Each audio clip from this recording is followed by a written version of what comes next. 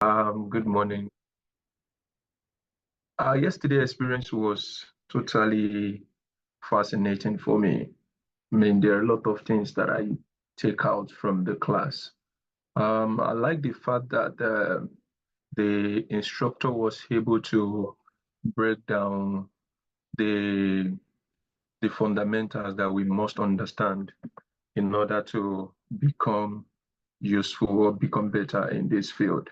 And I like the fact that it was the aspect that has to do with NIST is the one that captivates me most because it has something that is very close to an experience that I've gotten before in project management that has to do with how you discover something. What you don't know, you cannot discover. So how you identify threat, how you protect information, how you um, what do they call it now? I want to get it recover, respond, and all of those things. So those ones really got me going already, and I can't wait for today's experience. Thank you. Amazing, amazing, Samuel. Thank you for sharing your experience. Sandra, I see your hand is up. Unmute your mic and go ahead. Tell us what your experience like was for you yesterday. Yes, Fiz. Hi, everyone. First of all, good morning.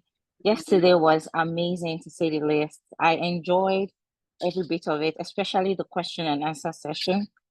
I got to learn a lot about how I can apply what was learned in the healthcare field and learning more about HIPAA and being able to apply most of what was mentioned. I mean, the tools, the different categories of cybersecurity as a whole in real life scenarios just made it very clear and doable for me.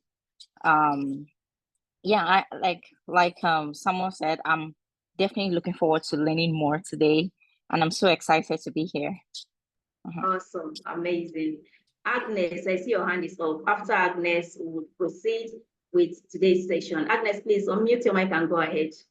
Good morning, everyone. This old training from Monday has been building my confidence. Yesterday specifically, I was able to differentiate those frameworks before everything was mingled together, like I said yesterday. Like I said during my comment yesterday. But after yesterday's training, I was able to differentiate. I was able to say, okay, so NIST is this, ISO 27001 is this, COVID is this. I was able to separate them. And that's huge because the knowledge you don't have can kill, but when you have it, you're able to, it builds your confidence, you're able to speak, you're able to articulate because you have the knowledge. So I just want to say thank you to Tolu one more time. Thank you. You're welcome. Thank you for sharing your experience, Agnes. Yeah, by day 5, your mind will literally be blown by what we have in store for you. So make sure that you give us full attention and we continue just like we've done before. So just before I bring Tolu on, I want to quickly remind us that at the end of today's session, an application form will be sent out to everyone, so that you can complete it, especially if you'd like, Tolu to consider you working with him after the session. Do well to complete the application as soon as you get it, okay?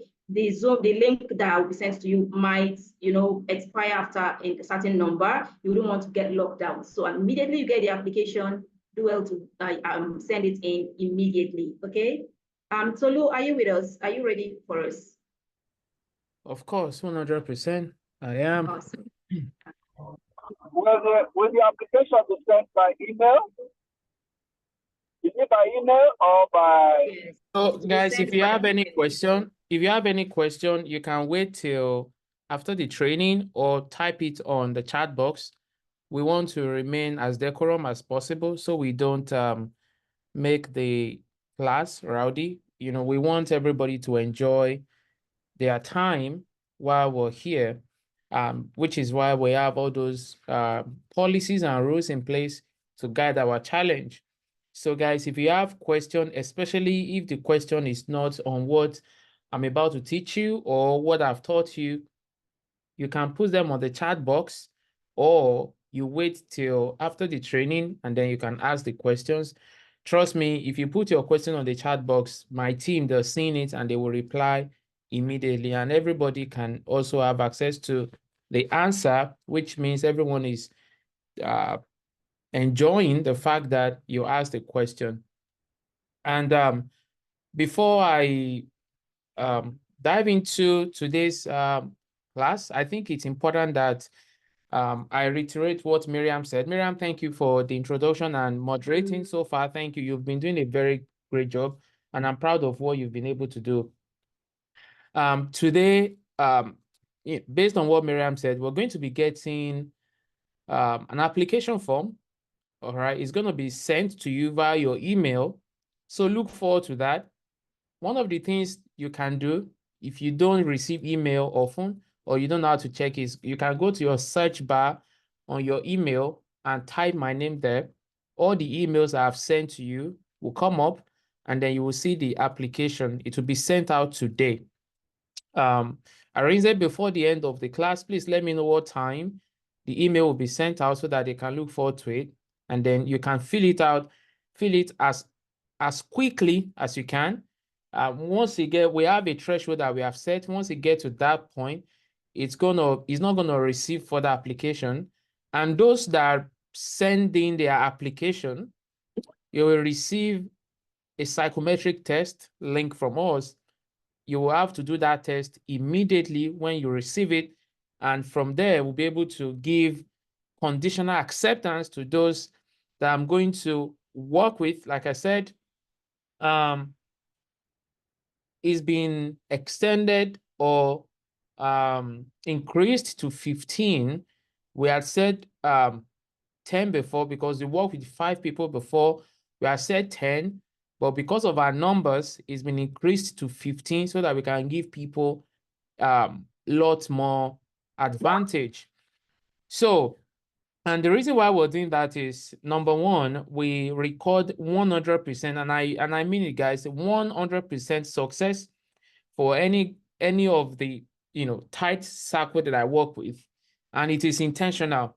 We're trying to build an alumni of people that they come through my direct mentorship, and this is holding your hands to get to whatever you want to get to, especially in terms of cybersecurity. And then we want to get to a place where we have about 150 of them. We want to do that maybe like in 2 years. We'll have about 150 people that are doing so well in the field of cybersecurity, and we can have an alumni of these people that will now go out and help people. So that is what we're building. So we're being intentional about the people that we bring in. That is why we don't do a lot, too many numbers. So I'm going to share my screen. Trust me, guys, I'm excited for another class this morning, and I hope you guys are excited. 2 days ago, we looked at the different domains that we have. We looked at everything that is available in cybersecurity, and we also looked at the ones that we believe is good for those who want to get into cybersecurity in the shortest possible amount of time, and especially those who do not have technical background. And yesterday, we also dive in deeper into the fundamentals that we need to know. Now, those of you that joined from the webinar, you discover that you are learning deeper now than what you would even expect. Number two, you will see that this is sequential. So remember I said, I think I responded to a question yesterday, and I said, if by Friday you don't know what you have to do or you're confused, that means I've failed, right? And I believe that going into this training sequentially, you will know that this is systemic, the whole thing that we're doing, and it is intentional. So today we're going to be looking at crafting great resume and optimizing your LinkedIn to attract recruiters. Again, this meeting is being recorded. You don't have to write. After the training, you have 24 hours access to the training, then you can take notes right after that. How do you, so now you know what you want to do, you know the domain, and you know the fundamentals. Now, the next thing is either you want to do your certification or you want to start applying for jobs. However, before you apply for jobs, you need to have your resume and you need to have your LinkedIn. Okay, so what do I do to showcase what I know and become someone that is being preferred to be given a job? That is what we want to look at. I don't want you to be desired. I want you to be preferred. You can have 5, 10 resumes that are desired, but only the preferred will get the job. And that's what I want for you. So we're looking at crafting a great resume and optimizing your LinkedIn to attract recruiters. Let's look at this particular topic. Is resume important? That's the question. Like, why do we even think resume is important? Is it important at all? And I wrote here that a resume is undoubtedly a critical component of the job application process, without a doubt, guys, without a doubt. It often serves as the first impression a candidate makes on an employer and can strongly influence whether the candidate is invited for an interview or not. The recruiter do not know you. They don't know me from anywhere. They don't know what I represent. They don't know me from anywhere. What speaks to them about me is my resume. What gives them the impression of who I am is my resume. In most cases, employers use resume to screen candidates, meaning a strong resume that clearly, guys, listen to that. This one, I don't want you to miss it. A strong resume that clearly matches job descriptions can make a substantial difference in progressing through the hiring process. That's the key word here. A job description, a resume, a strong resume that clearly matches job description. I want you to take note of that. Now let's look at some key facts, some 12 key statistics. And everything that I give to you is up to date. I'm not giving you something of yesteryears. Whatever statistics I'm giving to you guys is up to date. A single corporate opening gets an average of 250 applications. It is not common to have that in cybersecurity because of shortage of talent.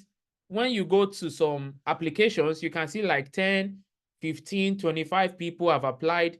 But for other professions, you can see 200, 250 people applied for one particular role. Over 80% of resumes don't make it past the screening, the first screening.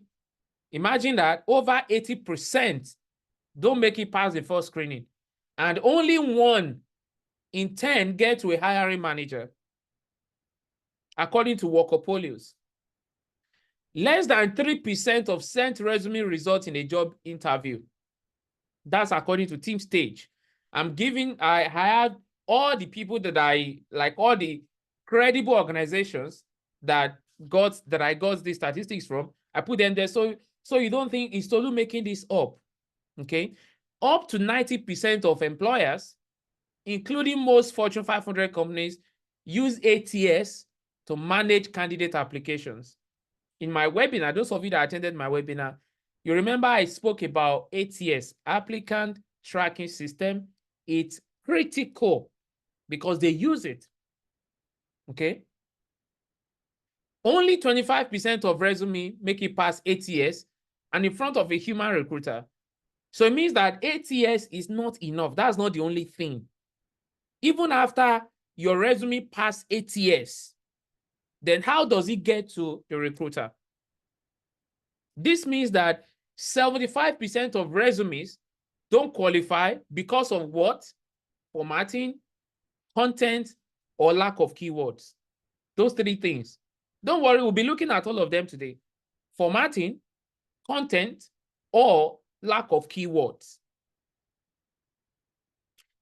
The average time a hiring manager spends looking at a resume is 7 seconds. So your resume needs to make a very quick impression. This one, everybody in the hiring world or those recruiters, they all know this, the 7 seconds rule. Because recruiters, they get to see, let me use Madam Agnes. Madam Agnes is a recruiter with maybe United Healthcare. So they want to hire about 10 nurses to fill a certain position. And Madam Agnes is asked to lead that particular exercise, that project, to hire those nurses. And you now have about 120 people applied. You have 7 seconds to take a look at the resume before you move to another one. That is what recruiters do. 7 seconds. So your resume needs to make a very quick impression. And I will show you how to make that impression today. The ideal length of a resume is between 475 and 600 words. That's according to Forbes. That's the ideal length. So for those of you that have 2 pages, 3 pages of resume, you don't need it. Because these recruiters, they don't want to waste their time. You don't need to have 15 experiences. They don't need it, okay? Resumes outside the ideal word count are seen as less hireable 43% of the time. That's according to Forbes. Yet, over 77% of resumes don't fit into the recommended range. Why? Because they have 2 pages, 3 pages, some even 4 pages. They believe the more pages they have, the more chances they get, which is not true. That is counterproductive, okay? The average resume only lists about half of the keywords used in the job description. Consider this a reminder to compare your resume to the job ad and include all the relevant keywords. We'll talk about that today.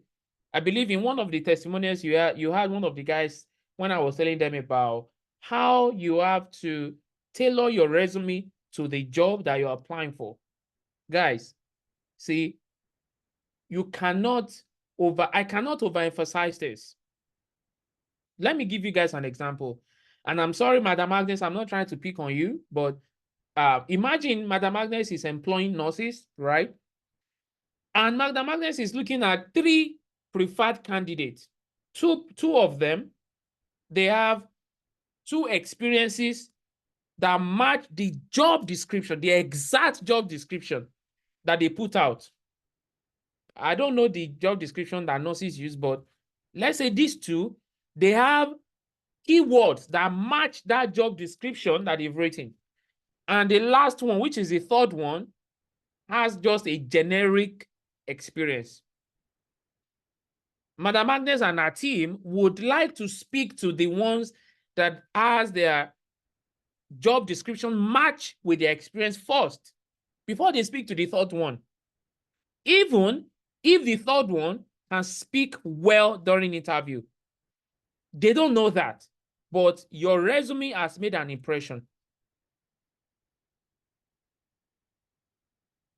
Okay? Based on this data, the majority of resume job seekers send out don't meet the average recruiter's criteria. Yesterday, one of our gentlemen that was here mentioned about getting interviews and getting to recruiters and all that. This is one of the reasons. It's going to be a lot more tougher if you don't get these things in place. But all is not dark. Research finds that around 68% of candidates who use a professional resume writing services get a job within 90 days of sending out their resume. This here is for general profession. But in cybersecurity, it's between 21 days and 35 days. If you have a very good resume, between 21 days 135 days, you're expected to have jobs in cybersecurity. Now, to now look at what we've seen, how do we now do this? The first thing you need to do is blow your trumpet. That's the first thing. I know, especially those of us that were from Africa, we are very humble. I'm not saying those of our people here are not humble, or in Canada, or our African-American brothers, or our white brothers are not that. I'm not saying they are not humble, but I'm saying we that were from Africa, we've been taught this false humility. It's not a good one. That humility is false. We don't like to blow our trumpet. We don't like to say the things that we have done. You know, yesterday on this call, we have nurses with years of experience. We have chartered accountants with years of experience. We have financial professionals with years of experience, but we don't blow our trumpet. We don't say the things we've achieved. We don't. And I'm going to read a scripture here to start our training. Guys, remember, I said it that I'm born again Christian. I'm a child of God. Part of my employees, my staff, my team, part of them are Muslim. So I have no problem with you. Either you're a Muslim or you don't even believe in God, but I'm bringing out some of the things that I do from scriptures. So please, if you are a Muslim or you don't believe in God, you don't have to take this, the wrong way. Just take the lesson that I'm about to, bring to you. Okay. Now, David, we're looking at the example of David. Let's just look at that in 3 minutes and then we move forward. 1 Samuel 17, 33 to 39. 1 Samuel 17, 33 to 39. I'm using David as an example when he blew his trumpet.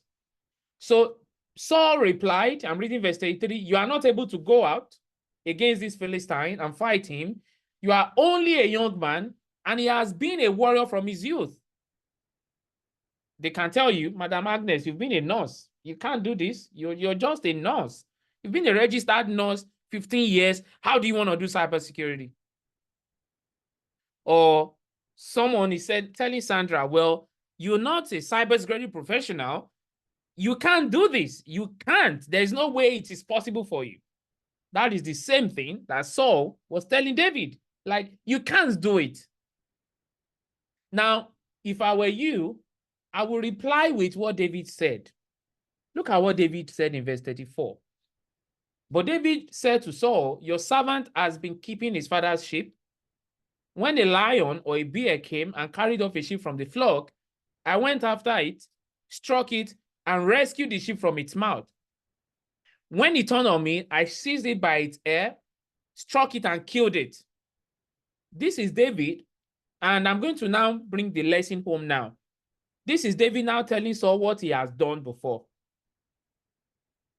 That's what I'm saying. You have experience. There are things that you have done. But we allow people, or because of what we read on the internet or what we see on TV or our friends, we allow them to push us down to say, well, you cannot do cybersecurity because you don't have the experience. But how about the experience that I have dealing with people? How about the experience I have dealing with patients? How about the experience I have dealing with clients? Are you saying those experiences don't count? That is what David is saying. So David is saying, I've not gone to war to fight human being, but I've killed bear that came to attack sheep. I've done that. So if I've done that, then I can do this particular one. 36, your servant has killed both the lion and the bear. This uncircumcised Philistine will be like one of them. Cybersecurity is like one of the jobs that you've done as well. It's like one of those careers. It's like them. Now, the Lord will rescue me from the paw of the lion, and the paw of the bear will rescue me from the hand of this Philistine. Now look at what Saul said. Saul said to David, go, and the Lord be with you. And that's the last one. If you do not blow your trumpet, you cannot hear congratulations. I'm glad to offer you this role. You can't hear it. It's simple.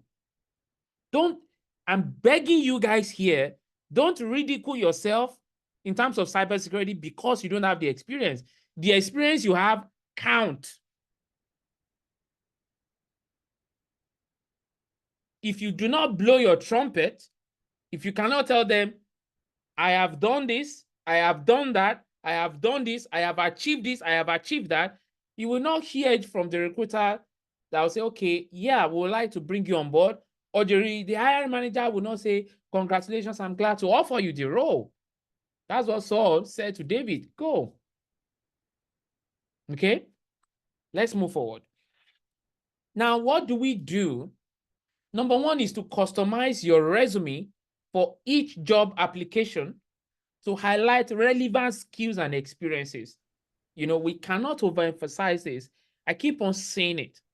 It is important that you customize your resume for each job application.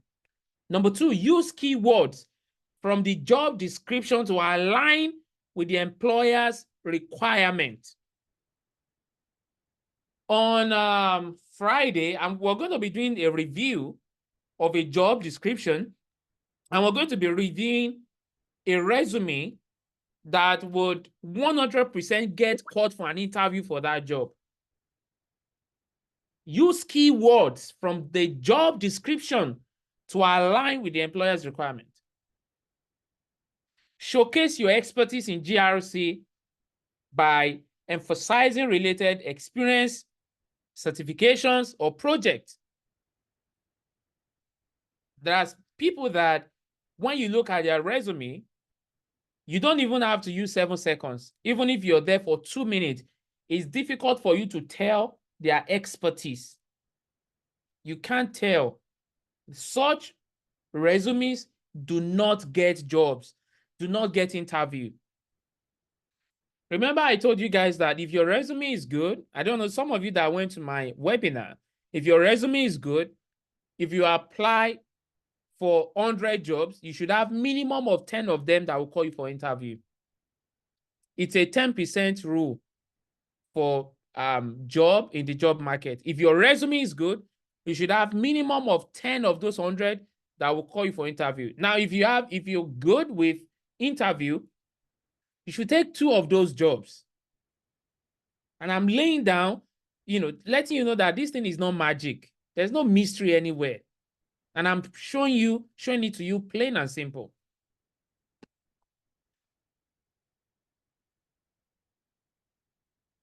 You want to begin your resume with a concise summary or objective statement that highlight your career aspirations and key strengths. There are some summary or objective statements that do not show that. The summary on your resume, they have to do 2 things. They have to show who you are, and they have to show what you can do for any company that hires you. Let me repeat that. Your summary on your resume, every resume has a professional summary. The summary has to show who you are and what you want to do for the company or the team that hires you. Clearly communicate your interest in cybersecurity and your passion for GRC, okay, in your professional summary. Now, let's take a look at this summary. I want us to see, is this good or not? And you guys will not speak, just type on the chat box. I want us to read this together, okay? Remember, the purpose of this class is not just to teach you and just bamboozle you with unnecessary information. It is to make you to be a person who understand the reasons why we have what we have so that you can do your own as good as that, okay? Now, let's read this, and then I want you to type what you think is wrong or what you think is right with this professional summary.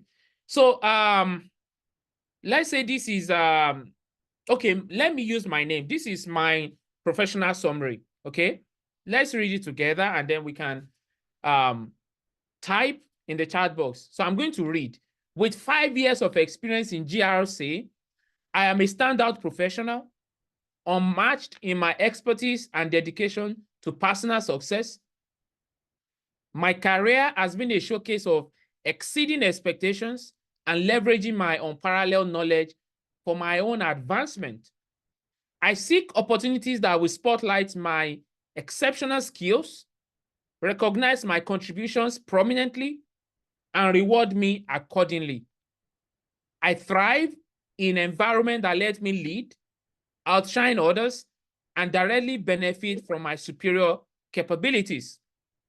So this is Tolulope Michael's professional summary. Guys, type in the chat box from what I've just read. What can you deduct? What do you deduce from that? I want to read from you. Just type, I'm going to read it. Okay, no specific skills or achievement. Thank you. Asai said, excellent to the point. Okay. Now, who is owner? This person got what I am saying. The summary focus on self-pride. That is what I'm looking for. Damilola said this is very generic. Okay. Tom Ray said it doesn't show teamwork. Thank you. You guys are getting it. Samuel said he communicated what he can do only. I like that word only. Thank you. Bamidele, self-praise. Yes. Juliana, he didn't mention how it will benefit the business. Thank you. Olusegun said this is a good CV. Okay, we'll see if it's good or not. Patrick says self-accomplishment. Yes. Tom said not coachable. Thank you. See, I like the response I'm getting. You guys are here. Thank you. Mark said he's self-centered person. Emmanuel said if he's lengthy and self-absorbed. Cool. Kemi said the last sentence seems loaded with pride. You guys are very good. The far opposed extreme of false humility. Thank you. Okay, so let's look at another one.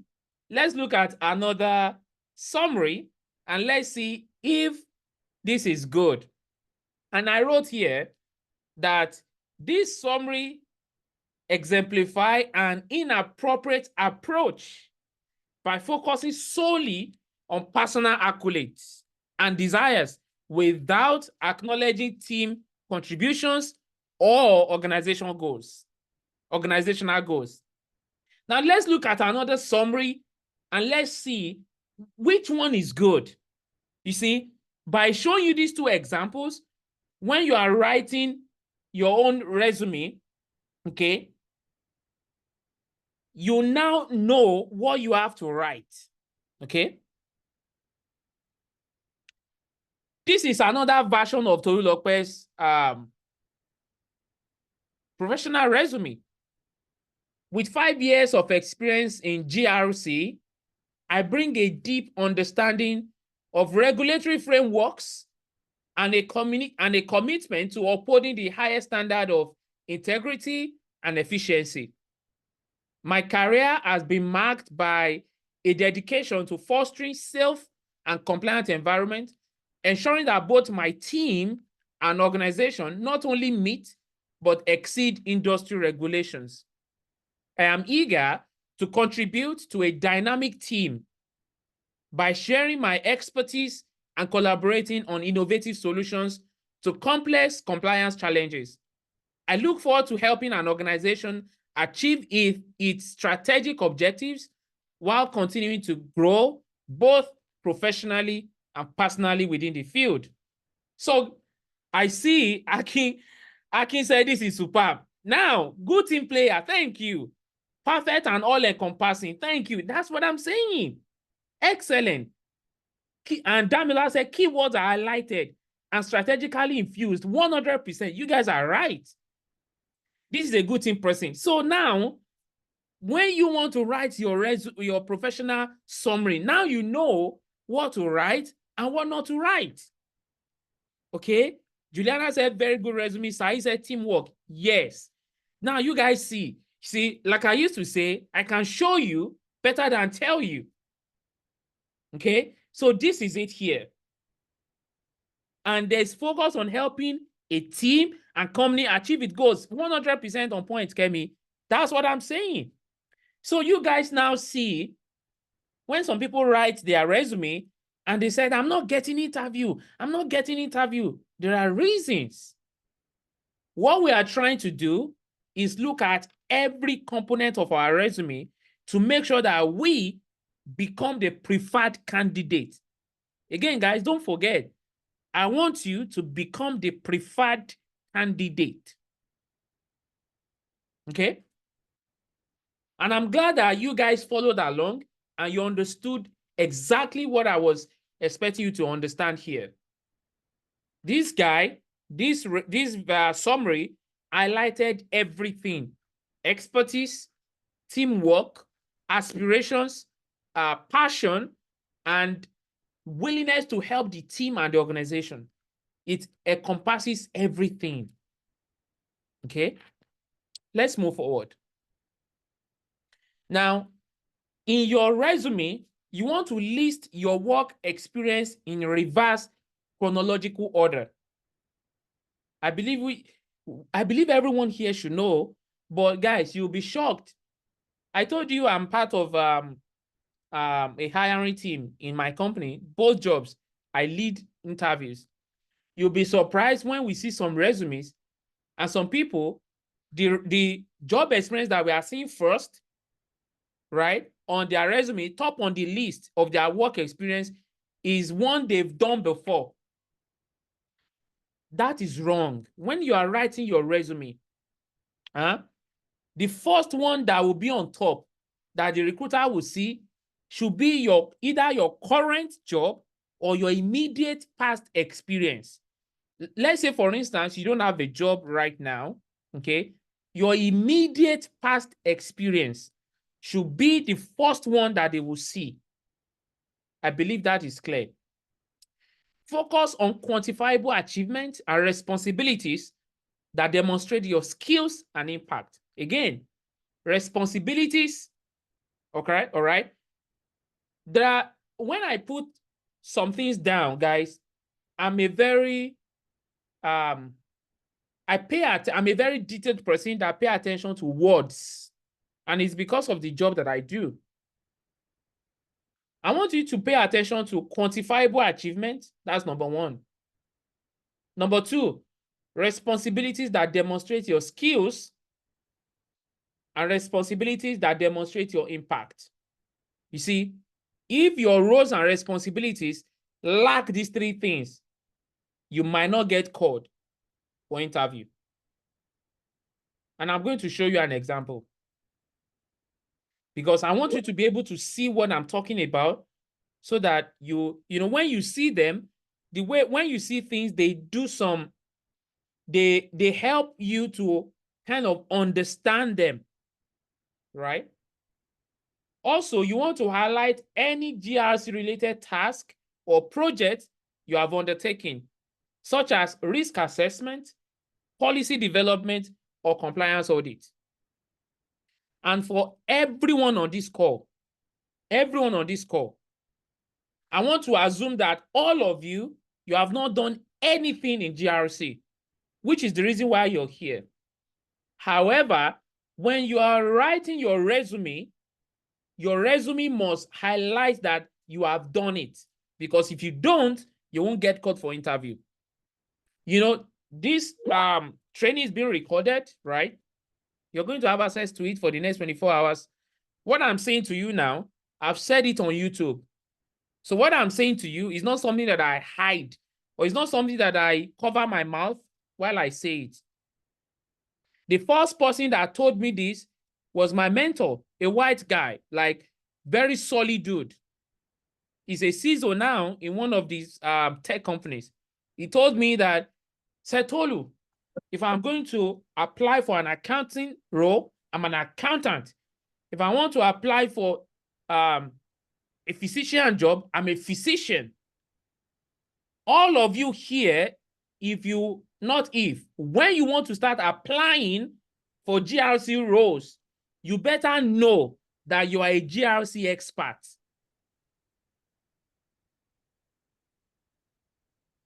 I'm saying this again.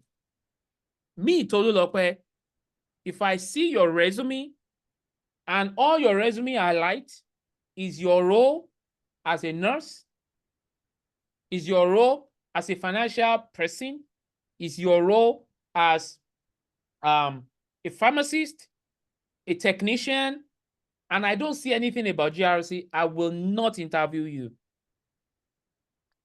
Now you would ask yourself, and guys, we're getting practical, okay? You would ask yourself, okay, Tolu, if you say I should have my resume that speaks to GRC, but I'm not a GRC person. Okay, so let me ask you, the training that you have done to prepare you for the job that you want to do, what does that make you? The training that you've done, what does that make you? It's simple. You have trained to become a GRC professional. Okay? For instance, let's take a look at this, because this is very simple, guys. Because I'm paying attention to this because I know some of you, the things that we have, you see, who we are now are a result of the things that we have gone through in life and the information that we have access to. I know that some of you, you have always have access to the fact that this is who I am, this is what I know, this is what I do, I'm not this person. So it is difficult for you to accept the fact that, yeah, Tolu, you're saying that I can do that, but okay, I've done the training, I know all these HIPAA, PCI, DSS, I know GDPR, I know some risk framework. Okay, so you're saying I should use that and say I'm GRC expert? Of course, yes. That is exactly what I'm saying. I will tell you, let me give you an example. You went to school, you study accounting, right? Or you studied, I'm going to use Madam Agnes again. Madam Agnes, I'm sorry, no vex. Let's say you went to school, you studied, Madam Agnes studied nursing, either BSN, and she became registered nurse. Do you know that if you ask Madam Agnes a day after she graduated from that nursing school, Madam Agnes will say, I'm a nurse. Do you guys know that? Madam Agnes will say, yeah, I don't know what I am, but I just finished nursing school. No, Madam Agnes will proudly tell you, I'm a nurse. So if you as well, you have done training on GRC, and then I come to ask you, what do you do? Why can't you say, I'm a GRC expert? What's the difference? Do you guys understand? That's what I'm saying. Let's move forward.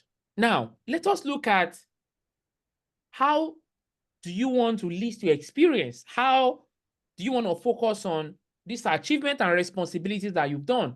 Let's look at an example of roles and responsibilities that you can have in your resume. And again, in my usual manner, we're going to read it, and I want you guys to just tell me, do you think this is right? Take a look at these roles and responsibilities of Tolulope Michael. Tolulope Michael is applying to Bamidele's LLC as a GRC professional. And Bamidele is reading my resume. And my last job or my current role, this is what I wrote on my resume that I've done. And Bamidele's hiring team, they're looking at my resume. Please tell me on the chat box. Please type on the chat box. What do you think is missing here? Do you think this is good? Because I'm seeing this and I'm like, this is good. Policy development, risk assessment, compliance training, audit coordination, incident management, stakeholder engagement. These are the job of GRC folks. So what are you saying? What do you mean by this is not right? Okay, Kemi, thank you. I'm not going to say that. Kemi just mentioned what I want, but I want people to, okay, Emmanuel also mentioned the same thing. Okay, Said said no example. Not really, Said. Don't worry, you understand. But Emmanuel and Kemi, they got it right. Okay, Lara, you got it right as well. Ona said jack of all trades. Not really. Samuel, no, this is not exact opposite of GRC. No, no. Agnes said no project highlighted. Nice one. So I'm going to tell you what Bamidele and Kemi said.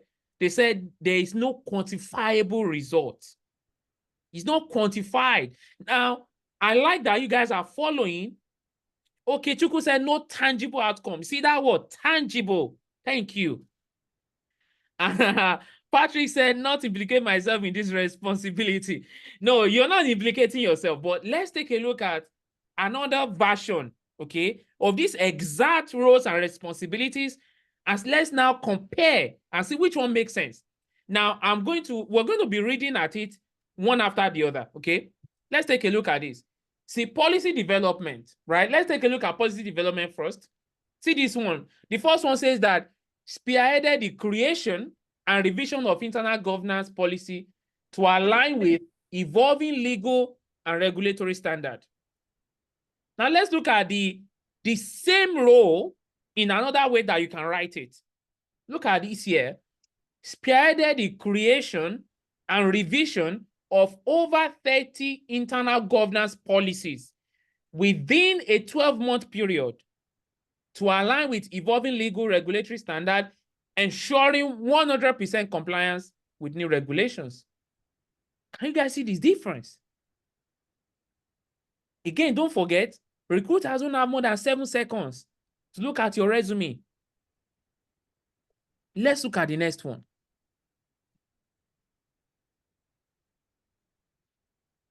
Risk assessment. Conducted comprehensive risk assessment to identify potential compliance risk and developed strategies to mitigate this risk. Fantastic, very good. But as a recruiter, do I have the time to begin to think for you, how am I going to understand what you have done? Look at the correct version. Conducted biannual risk assessment across all company departments, identifying and addressing an average 20 potential compliance risk per assessment, thereby reducing the risk exposure by 40%. See, recruiters don't have the time to begin to read and understand these grammars. They just want to understand what are the measures, like what are the achievements. Because of our time, we're going to look at the last one. Let's take a look at the last one. Stakeholder engagement. I engaged with stakeholders to communicate compliance issues and solutions, fostering a culture of transparency and accountability within the organization. That's good, right? That's good. But let's look at this one, which is better, because recruiters do not have time to go through all this. Let's look at the last one. Engage with over 40 stakeholders. You see, I'm giving them quantifiable achievement, measuring what I've done for them. Each quarter, date, duration, to communicate compliance issues and solutions, improving stakeholder satisfaction by 25% and fostering a 20% increase in proactive compliance initiatives. Guys, this is how you write your roles and responsibilities. Thank you, Kemi. Measurable achievement. That is what recruiters want. That's what they want to see. Okay? That is how you write. Okay? Let's move forward. Create a dedicated section to showcase your technical skills. Include skills relevant to GRC, such as risk management, compliance framework, and also familiarity with industry regulations such as GDPR, HIPAA. These are the skills section. There must be a section there where you're going to have these skills as the things that you know, okay? Again, if you have done the training, you have the skills. Those are the fundamentals that we went through yesterday. It's as simple as, there's no mystery about this thing, guys, okay? Highlight any relevant certifications you've obtained, CISSP, CISM, or CRISC, Also, include any training programs or courses you have completed, especially those related to GRC courses. If you've done any training, if you've done any course, put it on your resume. It shows one thing, okay? It shows one thing. It shows the recruiter that you can start something and finish it. That is why we advise people to put their, whatever program they've done, put it on your resume. It shows that you can start something and you can finish it. It's very important. If you have worked on cybersecurity projects or contributed to open source initiative, mention them to showcase your practical skills and passion for the field. Highlight any result, impact, or recognition you received for your contributions. That is key, very important. If you have any, again, guys, here is it. You can see that I said if you have worked on cybersecurity projects or contributed to open source initiative. Open source initiative, it is not limited to cybersecurity. Okay. A lot of you here, you're someone maybe like me, you work in your church. I'm part of the Daily Answer team in my church. I write daily devotion. Okay. It's part of my resume because it's a community project. Okay.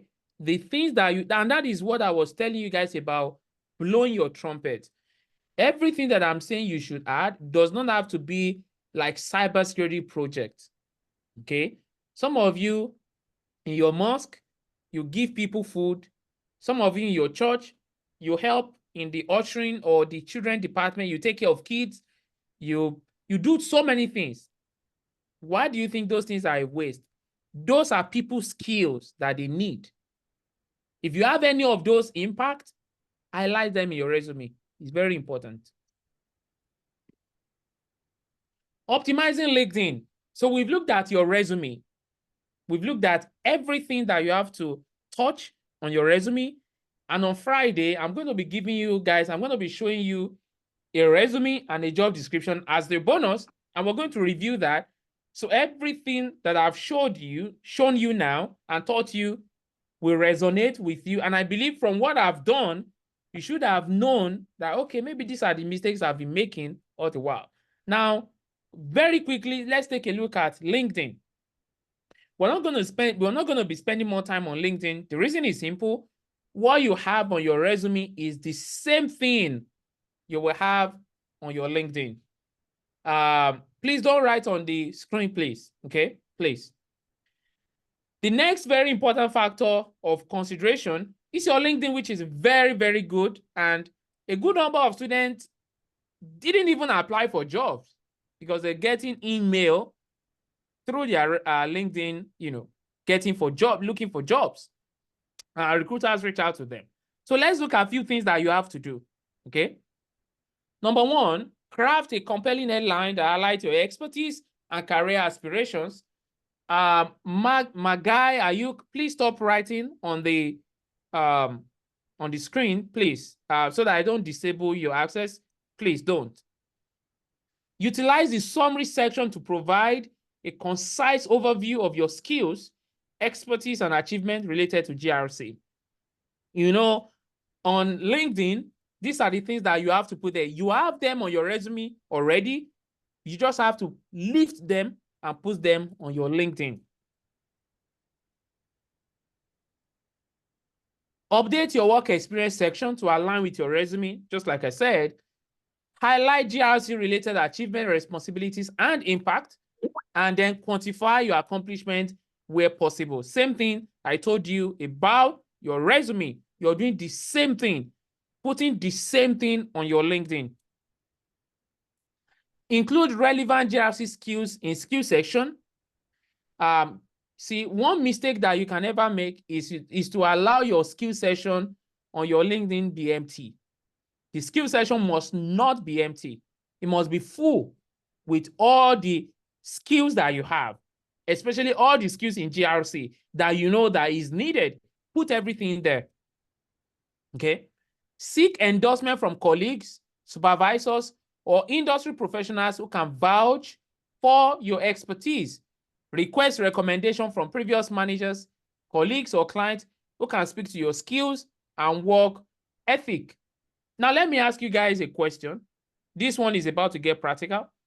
Let me ask you, imagine, I believe a lot of you have bought something in the past on Amazon.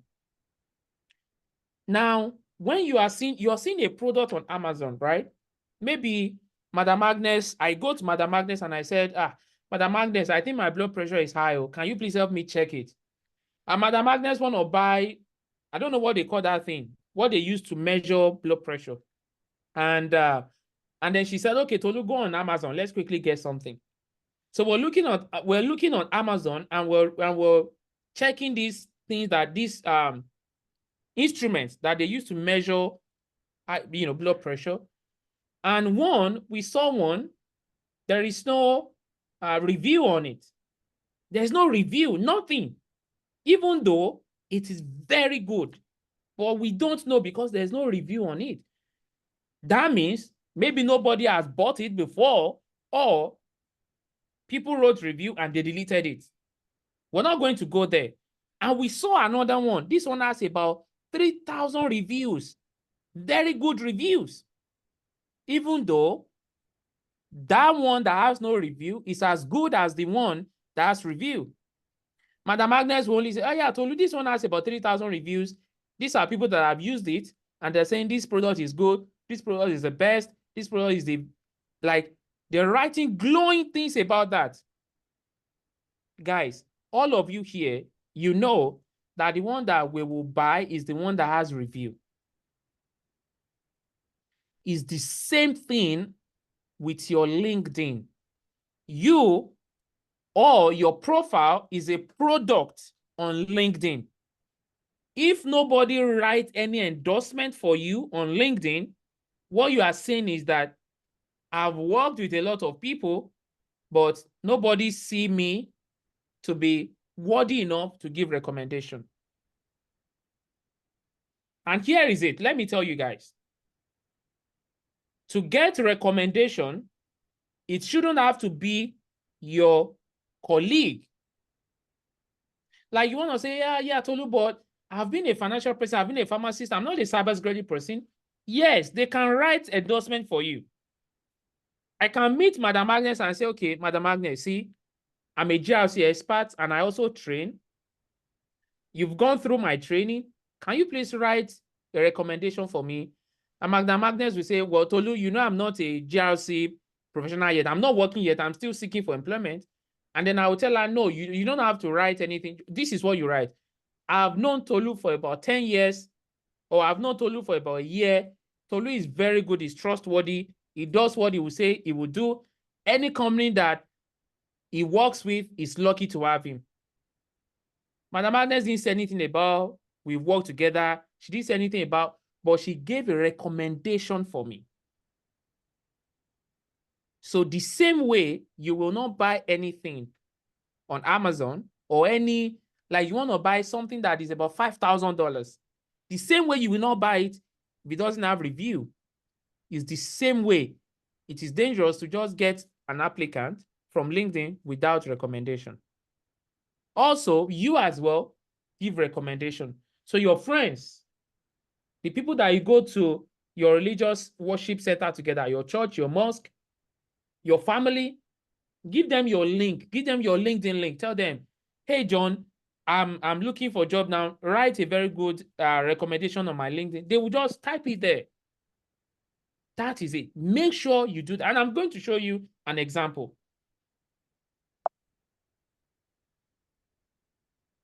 Now, what are the benefits of recommendation? Number one, it enhances your credibility. Number two, it increases your visibility. Okay. Recommendations can greatly improve your profile's visibility in LinkedIn searches. Recruiters can see it enhances your visibility when recruiters are searching for resume on LinkedIn. Okay. Strengthens professional relationship, and it also showcases diverse skills. And it shows that you have worked with people and that you're a good team player. Okay. So see, guys, I'm giving you keys that will make you preferred. You cannot see when they have 10 candidates and they are looking at everything to say, Okay, what is the next criteria to drop these people? They cannot have any to drop you because you mark every checklist. Your recommendation on LinkedIn is very important. It supports career development and it boosts confidence. Let's look at sample here. Look at a sample. These guys, we've worked together and they're giving a recommendation about one of my colleagues. Look at samples. I worked closely with David for 2 years, and besides being an overall great worker, he has been critical in my professional growth, and all that. Look at, I mean, these are the things that I'm talking about. With these recommendations, you will not lack for job. This is the continuation of the recommendation. You can receive and you can give as well. It's very important. Join relevant cybersecurity groups and participate in discussions to showcase your knowledge and expertise. Share insightful articles, research papers, or thought leadership content to establish yourself as a subject matter expert. This is something that my team do this very well. I have a team that writes content for cybersecurity professionals. And most of the things that you have read about me online are written by my team, not by me, because I do so many things, so I don't have the time to be writing. This is something that you have to do that will showcase you as a subject matter expert. Now, when you join relevant cybersecurity groups, they're going to be having discussions and conversation, okay? And you might be asking yourself, yeah, again, Madam Agnes, I'm sorry, I'm not picking on you. I like to use as an example. So you see, Madam Agnes has done a LinkedIn and she joined several, GRC professional groups. And I am a member of that group. Now, I wrote something that is very good. Madam Agnes just checked and like, wow, what this Tolu wrote is very thoughtful. And she wants to contribute, but because she's not working yet, she's still in between jobs, she doesn't know how best to do it. Do you know what she will do? She will copy the articles that I wrote. You highlight on it, you copy it. There's a tool that is called ChatGPT. I know a lot of you here, you know ChatGPT is an AI tool. Copy that article, post it on ChatGPT. Immediately you paste it, tell ChatGPT that, hey, I see this article on LinkedIn. I'm a GRC professional. Write a good comment that others who read this comment can benefit from it. ChatGPT will write the comment, copy the comment, you can edit it, you can tweak it. Once you copy it, go to your LinkedIn, and the article that you saw me, that I wrote on that group, go to the reply section, paste it there, and post the reply. Everybody that read the article is also reading your comment, and they're looking like, wow, Madam Agnes is good. This is another thought entirely. That is how you build your presence as an authority and a subject matter expert. Again, I'm giving you guys practical walkthrough example. This is not fluff. Okay. Again, remember I said something. If after this training, if after this challenge on Friday, you don't know what you have to start doing, that means I failed. And I believe I'm giving you guys practical walkthrough examples. Again, you don't have to take note. You can take note when you have time to go through the training again, and then take note on what you have to start doing. Okay? See, the best thing for you to do as you watch the video is you take note on what you have to start working on as I'm saying them. Okay? Now, here is an example of a group of groups, not even a group, on LinkedIn. You know what I did? And I did it this morning. This morning, I did what you're seeing on your screen now this morning. I went to LinkedIn and I typed GRC on LinkedIn. That search bar on LinkedIn, I typed GRC, I press enter. So it brought out so many things. Then I click on groups. You see on the left, you can see the line is still there. I clicked on groups and it brought out these 3 groups and it says see all groups. So I can begin to join these groups. I can begin to join them. Okay. What I am doing is I am establishing myself as a subject matter expert, as a professional, as an authority in the field of GRC cybersecurity. Trust me, guys, I'm showing you these things, they work. I am telling you, based on the experience, these things, they work. Finally, connect with professionals in the cybersecurity industry, recruiters, and potential employers. Don't be shy of sending connection on LinkedIn, okay? Connect with as many people as you can. It's very important, okay? And you want to engage with their content, comment thoughtfully, and build relationships. Comment thoughtfully. I've taught you how to comment. I know you guys are busy. We all have our jobs. You don't have to be thinking like, how do I rack my brain to comment? Just copy it, post it on GPT and tell GPT to write a comment. Just tweak it, paste it there. As you're doing that, there is no way you will not be getting inbox messages in your LinkedIn about jobs, because now everybody now knows you. In fact, sometimes it will get to a point where when somebody writes, people will be waiting to read about your replies. Also, you can also use ChatGPT to generate articles. You just have to edit them. Just edit them to make them as human as possible.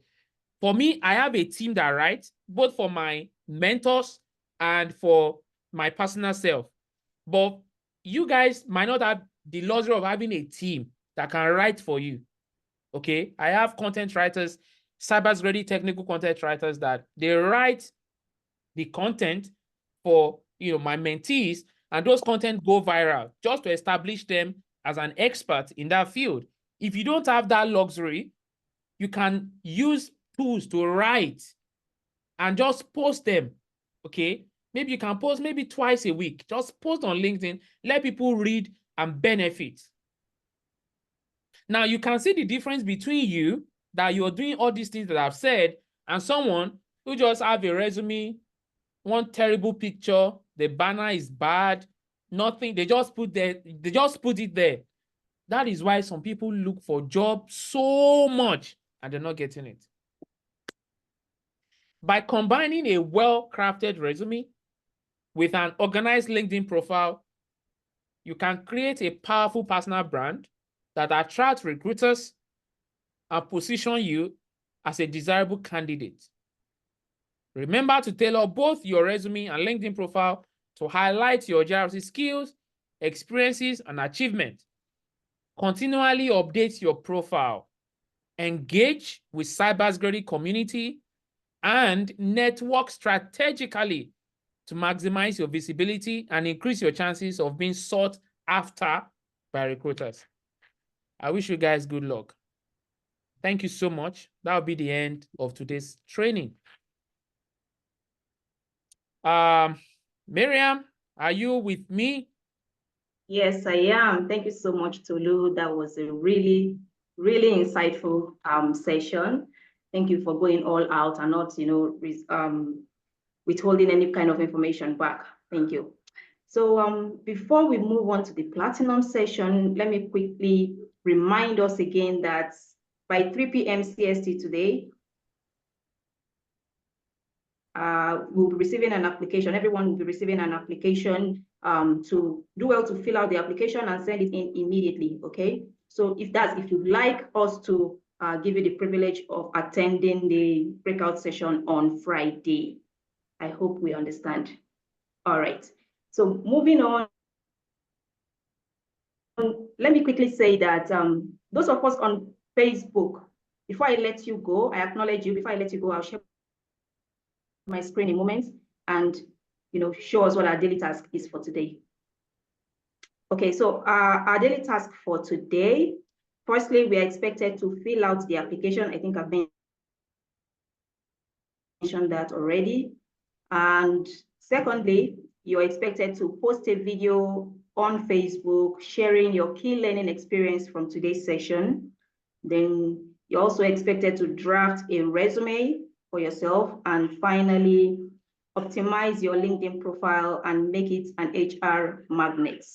Don't worry, this will be sent, a copy of this workbook will be sent to your email. So if you did not get that, as I've said it, don't worry, you'll get it after the session. You'll also be getting a recording of today's session in your email after the session. You have access to it between now and tomorrow, 10 a.m. CST. I hope we understand. All right, so Arinze, please, can you excuse our Facebook friends so we can proceed to the Platinum session?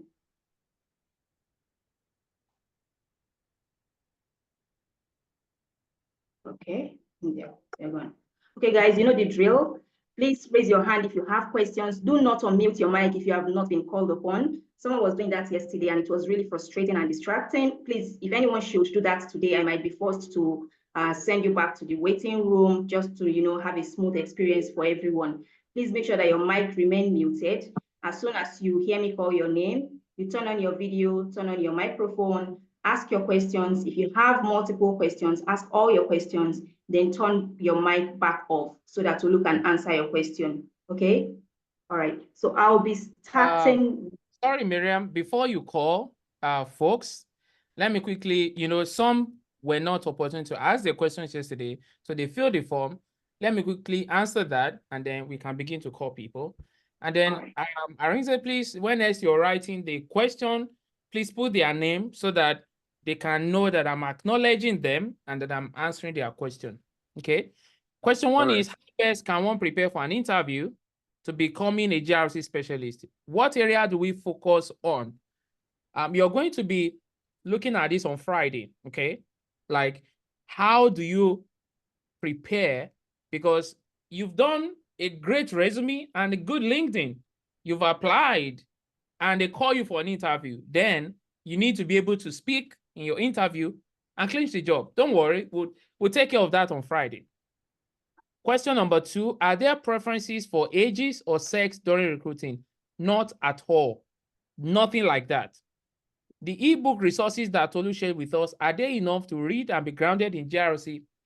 Of course, there are a lot of information in that book that will help you, but to stay grounded, you might not just use only one tool, okay? Is it good for you, especially to understand everything you need in GRC? Yes. Are there a lot of job openings I can get into before passing the CSA? Of course. Like I said, some people, as a matter of fact, a lot of them getting jobs without even certifications. But what we do is that you have to become preferred. And to become preferred, you have to do everything that you know others are not willing to do, okay? I have looked at several job postings I will be interested in applying for. How do you get around to showing on your resume the equivalent to 5 to 10 years of compliance experience? You don't need 10 years of experience in any GRC job, okay? The minimum and maximum that we do for our folks is between 5 and 7 years. There's nothing like 10 years. And like I said, in my training, if you do not put it there that you have the experience, nobody will interview you. That's a fact. And this is what some people do not know, and which is the reason why a lot of people, it's getting tough or difficult for a lot of people to get interview, okay? How do you now showcase that? How do you speak about that during interview? We're going to speak more on that on Friday.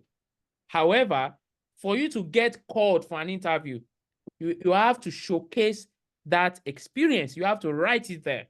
If not, they won't even call you at all. If you were a recruiter, would you call someone that doesn't have experience or that didn't write the experience? You won't call them. It's as simple as that. And I've gotten jobs where they ask me, do you know this? I said, no, but I can learn. I've gotten jobs like that. Okay. After the 5-day challenge and 15% the mentors are chosen, with the rest attendees be given set of directions to follow in achieving their desired path. Everything that we're doing for these 5 days and the challenges that you're doing are more than enough on a path that you need to follow. There is nothing else you need after that. Okay, that is for Ugo. All right. What immediate challenges would you advise me to look out for in your experience considering I'm transitioning from pharmaceutical to IT? Well, and this is from Shotonye, you already understand people's skills. At least you deal with people, you deal with clients, you deal with patients.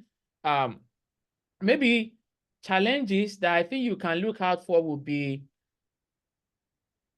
understanding maybe complex topics. And there are ways to go about that. And let me give you guys one clue.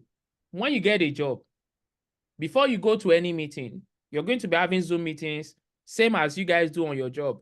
Before you go to any Zoom meeting, make sure you read about the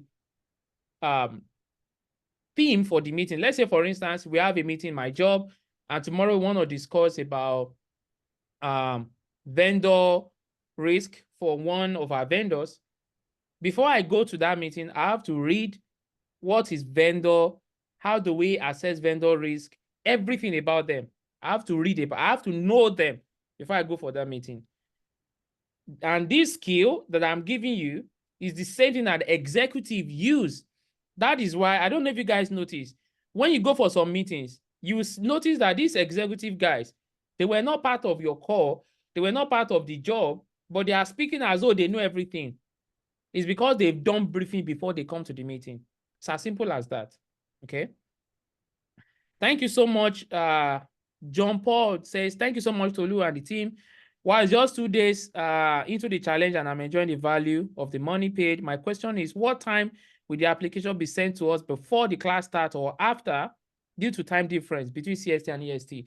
I think Miriam said it's going to be 3 p.m. CST. Okay, John? You'll be getting the application 3 p.m. CST. So, Miriam, quick one. We're going to be taking questions now. So the way it's always done, you say your question, and if I need more context, I will ask because of our time. I want to be able to answer a lot more people today. Let's go. Okay, we are starting with Emeka Okobi. Emeka, can you unmute your mic and go ahead with your question, please?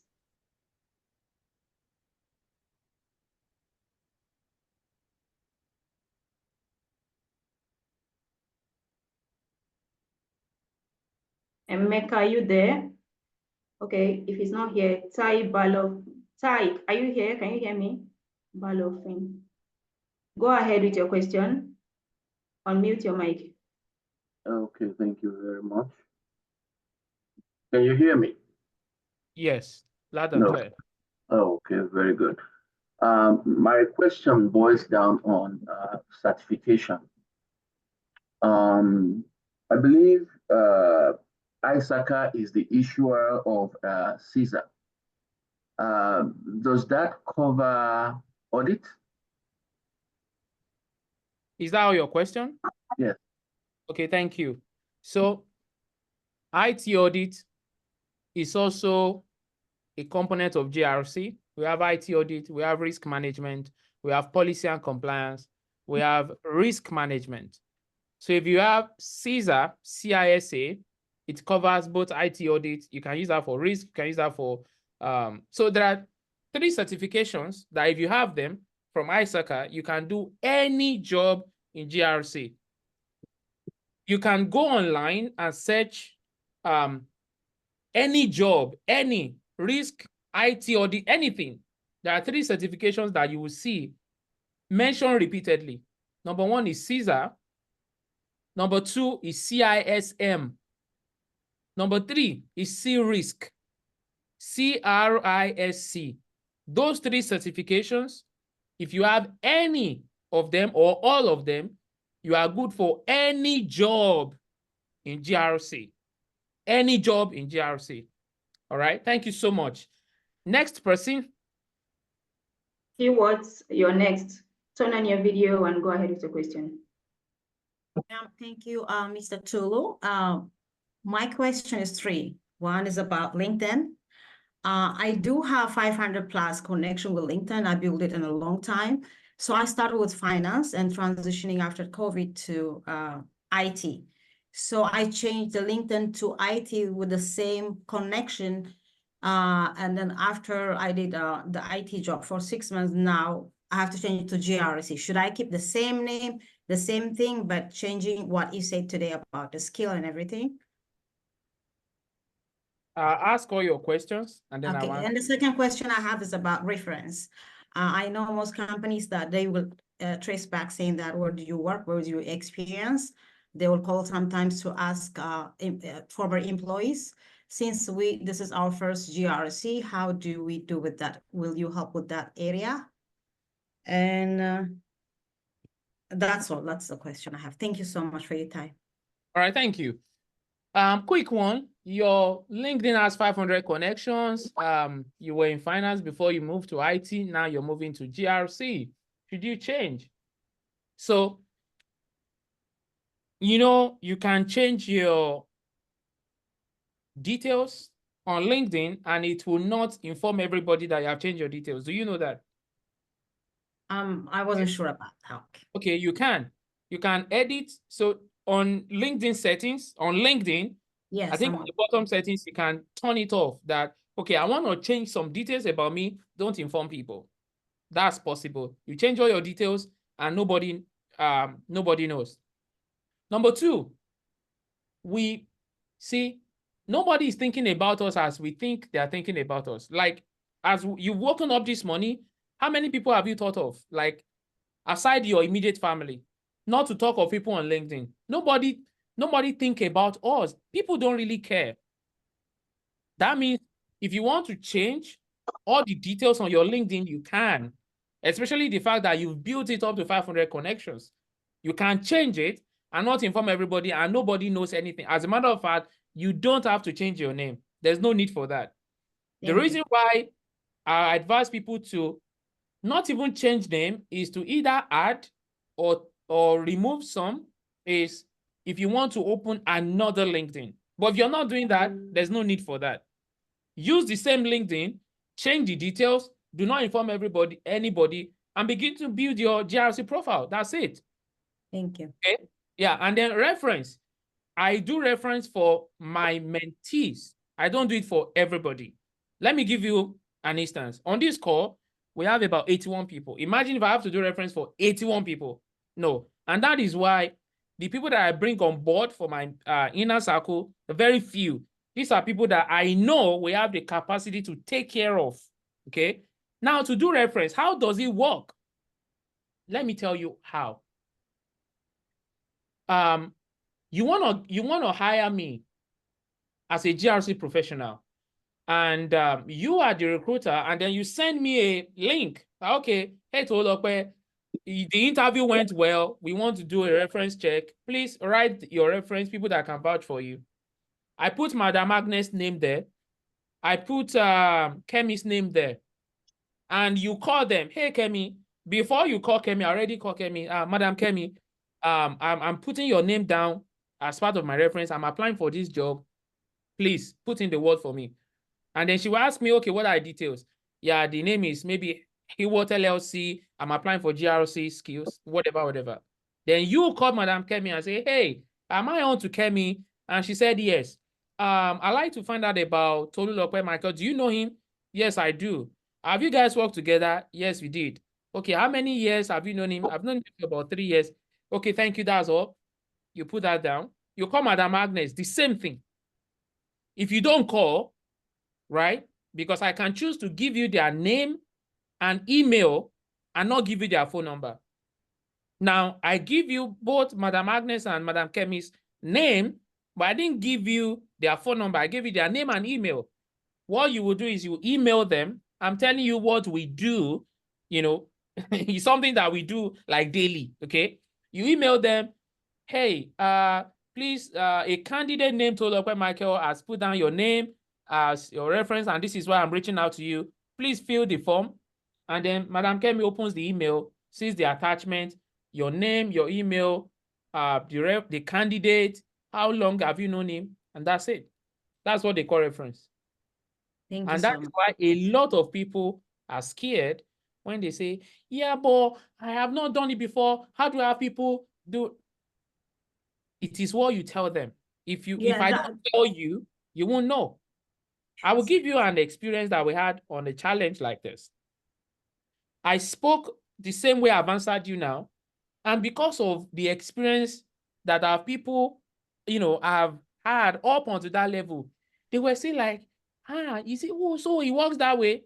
Luckily, there was a man on that challenge as well. Arinze, I think what we should do is, you're going to help me look for the recording of how that man responded, and we'll be playing it for our people, okay? And the man said, what Tolulope said is 100% true. The man said, I work in an agency where we do investigation, and it is what you tell us that we know. But a lot of people with this reference, they get scared because they don't know what it means. But I'm telling you, as a company and as people that also do reference check for people, that is how it works. So you have no, as long as you have friends, you have people that you work together, as long as they're your friends, you have no problem with reference check. Yeah, I just want to make sure some companies, even with the reference, they charge a percentage.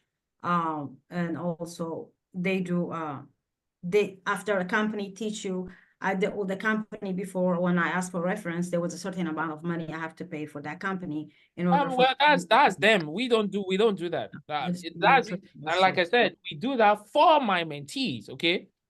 If you're qualified to be one of those, it's part of what we do. All right.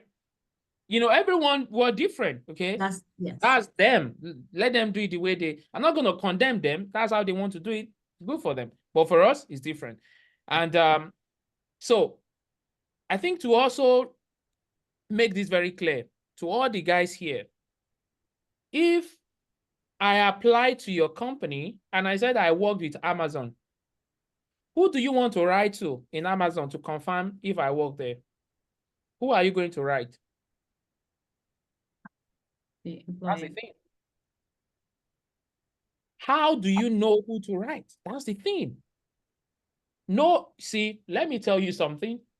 You cannot, as an HR in a company, you cannot just receive an email. Yeah, Madam Kemi, and this is where I'm going. Someone said, Madam Kemi said the HR manager. Now, let me tell you why. You cannot just receive an email as an HR manager asking about an employee and you give out the information. I can sue your company for doing that. You don't, the HR manager, if you have any HR manager here, please prove me wrong. You can't do it. You can't. That is why we conducted an experiment with one student. We applied for about 79 jobs. I used one of my team for the experiment. We applied for 79 jobs and we used Amazon, Google, and Netflix as the job experience. He did 29 interviews. 29 interviews. And he got 4 jobs. Out of the 29, he got 4. Out of those jobs, my team is not even in the US. So he's not trying to, we just use that to conduct an experiment. And after those 29 jobs, they asked for reference. He gave my name to all the 4 and my details, and I responded. And after they sent the offer letter, we now had to decline that, okay, there's some, I've been accepted in other place. So after that, we did that to confirm what we've been saying, that these things that people are scared about, it doesn't work as people think. That's not how it works. The only way that I can tell if you are worked in any way is your W-2. And it is wrong for any company to ask you to bring your W-2 because they want to employ you. That happened with me. in the past. So you see, so I'm telling you fact, things that happen. All right. Thank you. I've just taken time to explain this because I know our people struggle with that concept. All right. Thank you. Let's move to the next person. Okay, Madam Agnes, are you with us? Yes. Actually, you answered part of my question from Hayward. It's about LinkedIn accounts. My question is it possible to have two, as in distinct LinkedIn concurrently with different unrelated experience? They're not related at all. For instance, you have this nursing, and now you have this other one. Is it possible? Different logins and, different account. That's it. Thank you. Thank you. Thank you, Madam Agnes. Can you have two email addresses? Okay, cool. If you can have two email addresses, you can have two LinkedIn. And this is it. My LinkedIn for my training, like this training, is different from my LinkedIn for my job. My LinkedIn for my job is Tolulope Adebayo Michael. My LinkedIn for my training is Tolulope Michael. And for my training, I have some of my startups that I co-founded and the one I founded there. But the one for my job, I only have the ones that I've done in terms of my professional 9-to-5 job. I have it there. I've just given you a practical example. So yes, it is possible.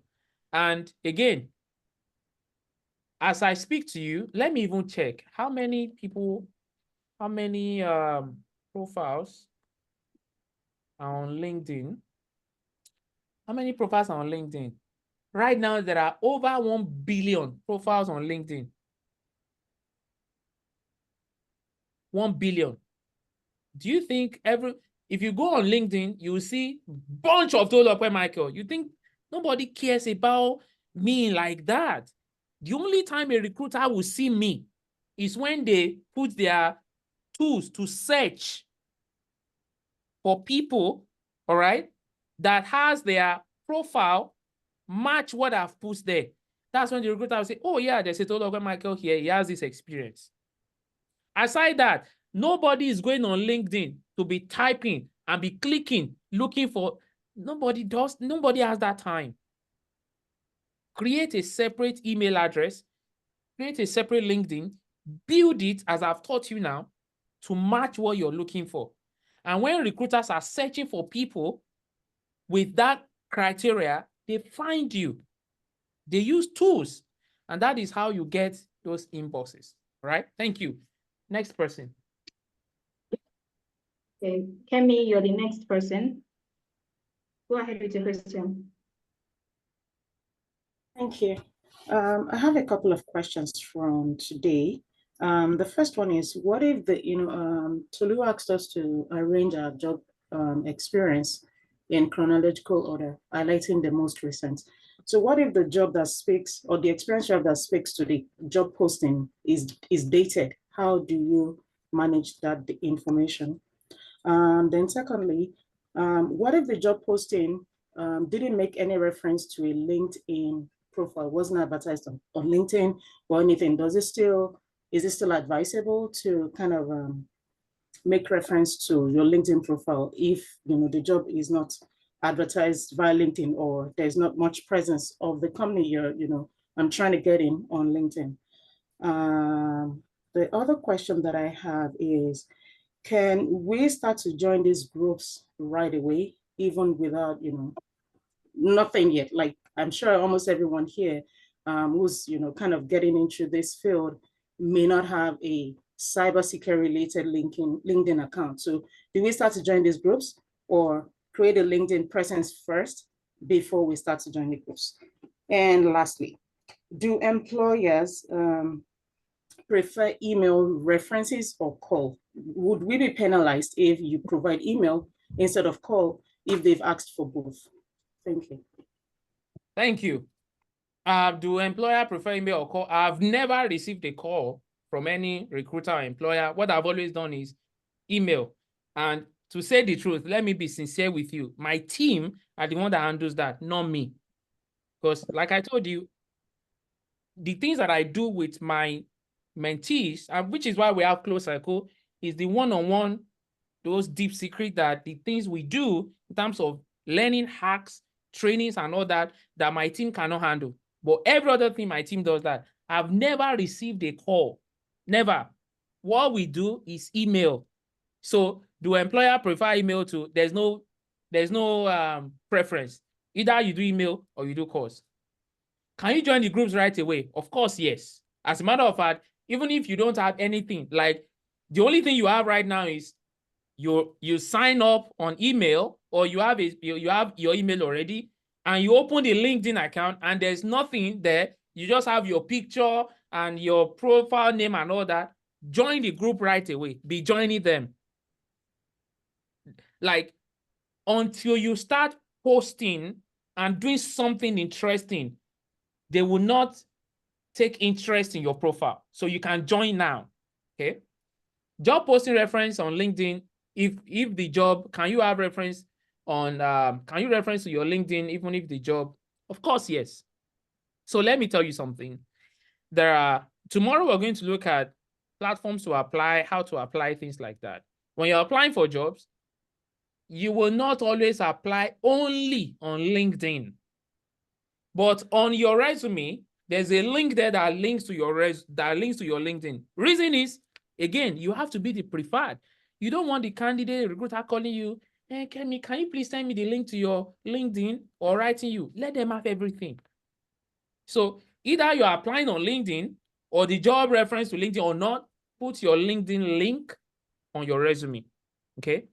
And then chronological order, talking about dates, I was going to ask you to explain more, because I don't understand what you mean by what if the job does not talk about date or something like that. I don't understand that question. Okay, so let's assume, I mean, I don't have any practical GRC role experience, but I have a lot of skills that make me, ready to get into that field. But there is some job that I've done like 10 years ago, which is more in line, or which aligns better to the role that I'm trying to apply for, but not my current job. You can't use it. Now I get you. Okay. Don't do that. Don't. I'm telling you, if I'm a recruiter, I won't call you. Okay? What you've done 10 years ago, I'm sorry to burst your bubble, is not relevant. Okay? What have you done in the last 3 years? What have you done last year? Okay? And here is it. If you're a GRC professional, you built your resume to match GRC, and you saw a risk analyst role, and you're like, this analyst role, they're paying about 145. I like it. It's remote. And I have one job that is remote. I can do this. You see your resume, that GRC resume, you don't have to change it to risk analyst. You can even use GRC. But you see your immediate past experience. You can have all the roles and responsibilities that match everything about risk management, especially in that job description. Because everybody knows if you're in GRC, you would have done something in risk, you would have done something in IT audit. So you can be a GRC professional, but your roles and responsibilities in that job description, right, it matches. Okay? Don't forget, I said you have to tailor your resume to match job description. You want them to call you for interview. At least before you say you don't want to employ me, listen to what I have to say first. And they have to listen to you. They must see it in your resume. Do you understand? It's as simple as that. Thank you. Thank you so much. Now, my last question, I'm sorry. Are you able to tell us a distinct difference between GRC and ERM, Enterprise Risk Management? Enterprise risk management is like it's like a domain within a domain. Okay, it's simple. Let's not use that grammar to confuse ourselves. Enterprise risk management. How do you manage the risk of an enterprise? It's in GRC. It's as simple as that.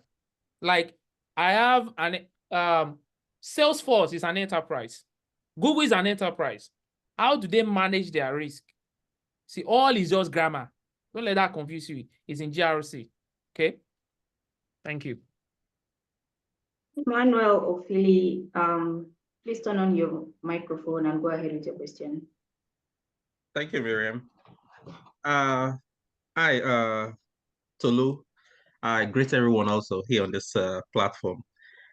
Just a quick question, just to pick up a little from where Ms. Kemi there was a question she asked that was on my list also, because I was thinking like you made mention of having a resume, like let our resume match the job description of any roles or opportunities we are trying to apply for. I was going to ask, but I think you already answered it.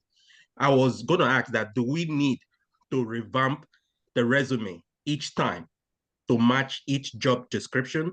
Or if you have like a generic title, like if what we learn as GRC captures each of those, do we just leave it that way, leave the same resume? Since it's tailored to GRC, it would encompass.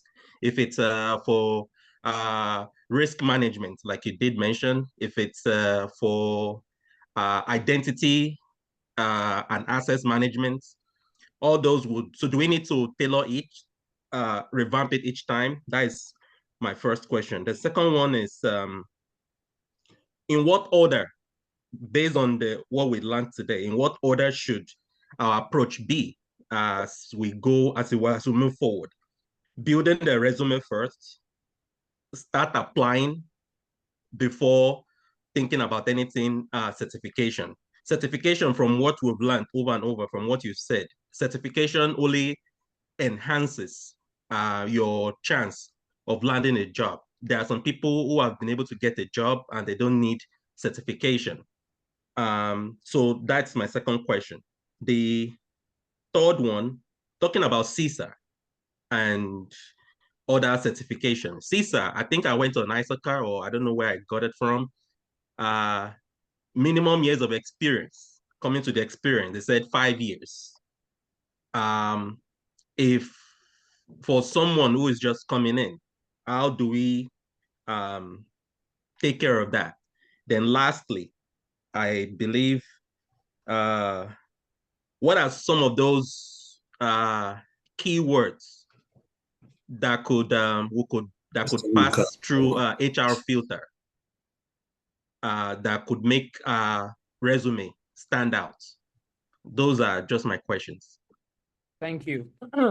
So the keywords to stand out on resume, if you want to go there, we're going to be looking at every job description before we look at keywords. And on Friday, I'm giving you guys a bonus where I'm going to review a job description and you will understand how to pinpoint keywords there that you can have on your resume. Okay, we'll do that. You cannot say these are the certain keywords that must be in your resume. The reason is, okay, these certain keywords is in this job description, but the next job description is different.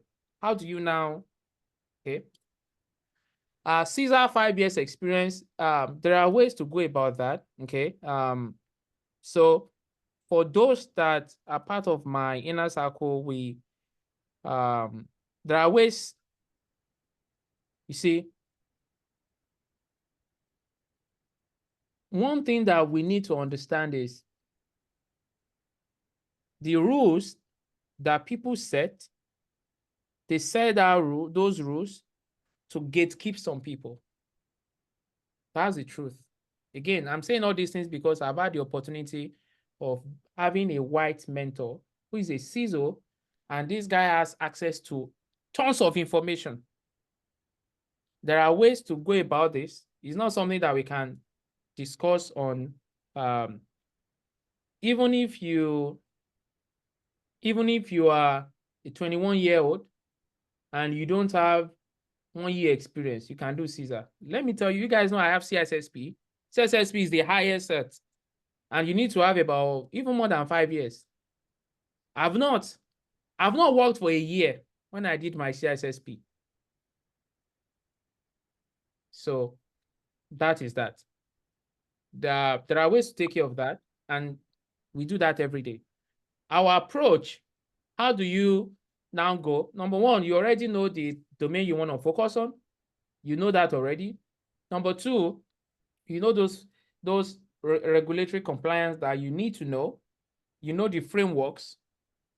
After the knowledge comes application, and which is why we dealt with resume today. Build your resume, build your LinkedIn. Even before you get certification, start applying. Okay, see, one thing I do tell people is your interview, even if you don't get the job, is not a loss. You either get the job or you learn. You don't lose. No, you don't lose. You either get the job or you learn. You know that the next job, you've gotten better. Especially if you don't have someone that will prep you for the interview. You get better with time. And then, do you have to revamp your resume? I believe I answered that. But if you're on the other side of it, maybe you have your resume tailored only towards third-party risk analyst, which is also the same thing as vendor risk analyst. And you saw a role that is IT audit, and you want to do it, then you know you have to revamp your resume. So, but if you have GRC as your resume, it captures everything. You can only just change the responsibilities to match the job description. Okay? Thank you so much. Next person. Ona, please unmute your mic and go ahead with your question. All right, thank you, Tolu. Thank you for this program. By now, at least I've seen where I've been missing it. I've seen a little, I've seen some of where I've been missing it. You said we should align our resume with the job description. Does it mean that even if you want to apply for 10 jobs in a day, and it has different job description, you keep changing your resume to go along with it? That's my question. Thank you, sir. Very straightforward. I like people like this. Sharpshooter. No wasting of time. So let me give you what my mentor told me. He said when he was looking for a job, he changed his resume 150 times to apply for 150 jobs. He changed his resume 150 times to apply for 150 jobs. So part of the things we do for our inner circle is that they don't do the application. We are the one that will do the application for you. We have a team that you won't do it. The reason is, except we want to lie to ourselves, applying for a job is a job on its own. If you want to apply for 10 jobs and you have to tweak your resume, not only your resume, your cover letter, it will take you minimum of about 10-15 minutes to do that. So that means if you want to apply for 10 jobs in a day, you're going to need close to 3 hours. Again, you are free not to tweak it, and the recruiter is free not to call you. You see, unfortunately, we find ourselves in a climate, and it is not just in Western world. It's not just America or Canada or UK. It's like that everywhere. On my team right now, as I speak to you right now, I have 57 staff that are working with me, 57. And each of them, sometimes when we write application, I see about 120 application. Sometimes I see 50. My team will only pick the one that their resume match the job description. You see, those other ones, they have experience. As a matter of fact, some of them are even better than the ones that we picked. But because they are applying for so many jobs, and it is not their fault, they are busy, they don't have the time. They're just applying, they're applying, they're applying, they're applying. Unfortunately, it is what it is. If you're applying for, in fact, if you're applying for 200 jobs in a day, and those jobs, you see them, they're different from what you're doing, it is your responsibility to change, to allow your resume match what they're asking for so that they can call you. Thank you, sir. Next person. Okay. Ugo, And to answer this, sorry, hold on. To answer this, I think this will also benefit you, sir, and everybody. When you're changing your resume, don't mess with your LinkedIn. Don't touch it. Don't do anything with your LinkedIn. The only thing you're working on is your resume. That's it. Don't bother changing your LinkedIn. No. The only thing you're changing is your resume. And if what you have on your resume, say for instance, you have on your resume, on your LinkedIn, a GRC professional, and you put the companies that you work there, you put the roles and responsibilities. Now you apply for a job on maybe on DICE, and that job is third-party vendor. Then you put, your name, your third-party vendor, put the same company that you have on your LinkedIn, but you put different roles and responsibilities. It does not make any difference. You have to tweak, and I'm telling you, guys, I know what I'm saying now, you may want to fight it, but I'm telling you as someone who interviews people, I'm telling you this is what works. Okay? Please, if you want them to call you, to talk to you, change it. As a matter of fact, do you guys notice that sometimes some recruiters will call you and they will tell you, can you please update your resume? The updating they are saying change it. They know what they're saying. They won't tell you to update your LinkedIn. They will tell you, can you please update your resume? They know what they're saying. All right, oh, thank you. Next person. Hey, thank you very much for the opportunity. And this is my first time asking a question on video, so I want to just use the opportunity to say thank you. I joined from the first day. And the first day I learned that there are criteria for being, well, I first of all learned that there's an inner circle. And there's criteria to get in there. So that's your rule. I respect that. And also I looked through the criteria, and some of them are some things that I honestly cannot keep up with. And I'm not saying that I'm giving up on being part of it, but I'm going to ask this question to benefit myself and every other person out of the rest of the 60-something that we're not getting there. The first question, I think I've typed it, but I don't know if it was read out properly and answered properly, is that after Friday and after the exams and after the application and those who have been given conditional approval and also approved to be part of the 15, is there a way to, because part of the reason why I joined is to be properly guided. And that's the reason after the webinar, joined, I waited 2 weeks to start on Mondays to be properly guided. And at the end of the day, there's also this screening that not everyone will get to be mentored until the 3 months. So is there a way after Friday to point us or any other person that will not make the 15 to the right videos, to the right places to get this training, and on what platform or with who should we sit for this certification? I think I'll just limit this question for now. Thank you. All right. Let me ask you a question. So what criteria do you think it would be hard or impossible for you as a person to meet? Well, honestly, not to say anything, but the video part, I think I have a problem with that from years ago.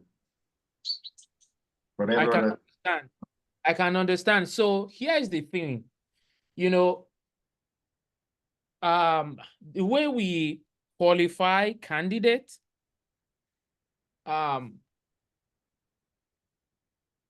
it is much more important for you to have to do the assignments Again, don't forget, this is a challenge, right?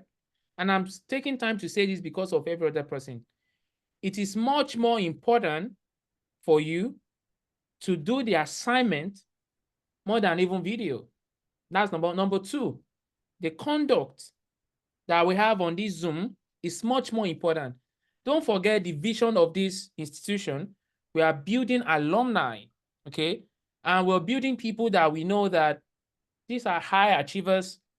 These are people who are doing great things, especially in cybersecurity.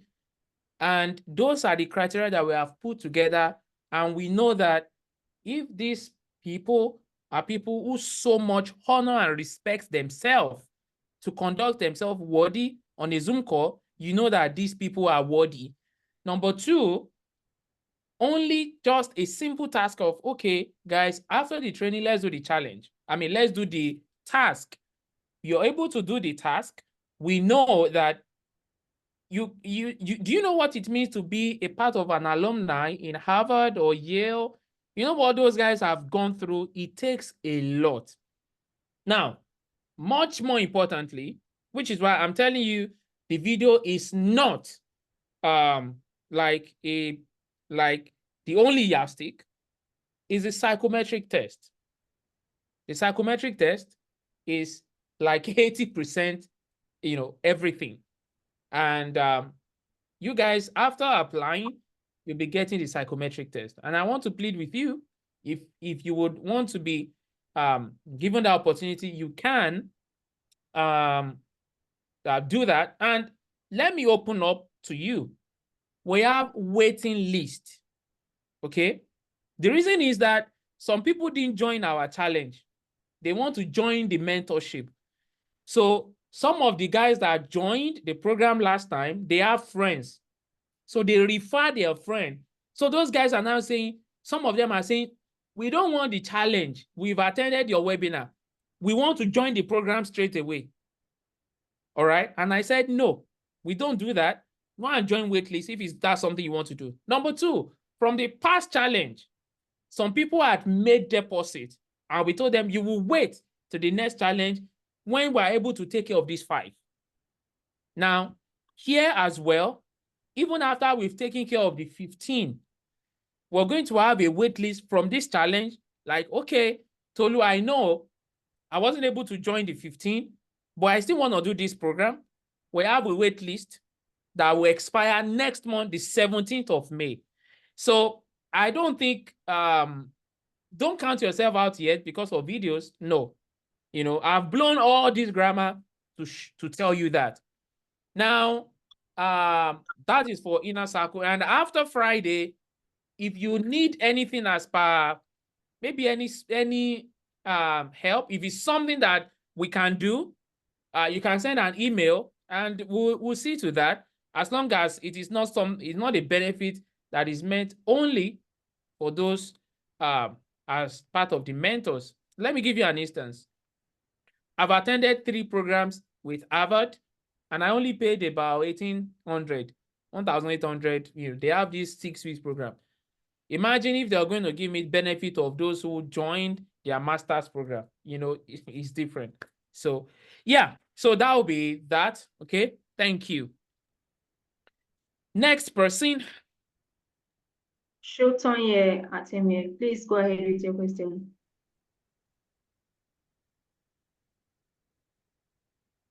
Shotonye, okay. Can you hear me need to now? unmute your mic. I can hear you now. Okay. Firstly, I'd like to thank you, Tolu. It was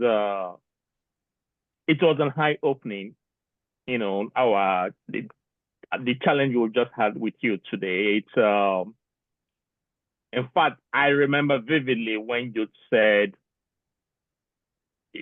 what some of the key things we have to take away from this at the end of this challenge is we'll stop doing something and we'll start doing something. I will now look through all that we've done and what we ultimately will achieve. And I think the LinkedIn profile, when you went through that, one of the things that just struck my mind was, obviously there is something I need to stop doing and something I should start doing. So to piggyback on that, the exact question I'd like to ask in that regard is, are we going to benefit from some kind of template or something to be able to, model our LinkedIn profile to be at par with the things you've taught us this morning? Thank you. Thank you so much. That is not part of the plan, but I can talk to the team. We can take a look at that. Maybe it's something that I can give to you on Friday, but I'll be giving you a resume template on Friday, right? But for LinkedIn, it is not something that we've never done that before. Again, there is nothing so maybe different from, aside the fact that you just have what you have on the resume and have them on the LinkedIn. And I mean, I'll talk to the team if it's something that I can, if I can show you guys a template, I'll do that. All right. Thank you. Thank you. Thank you. Next person. Toyosi Adeyemi, please go ahead with your question.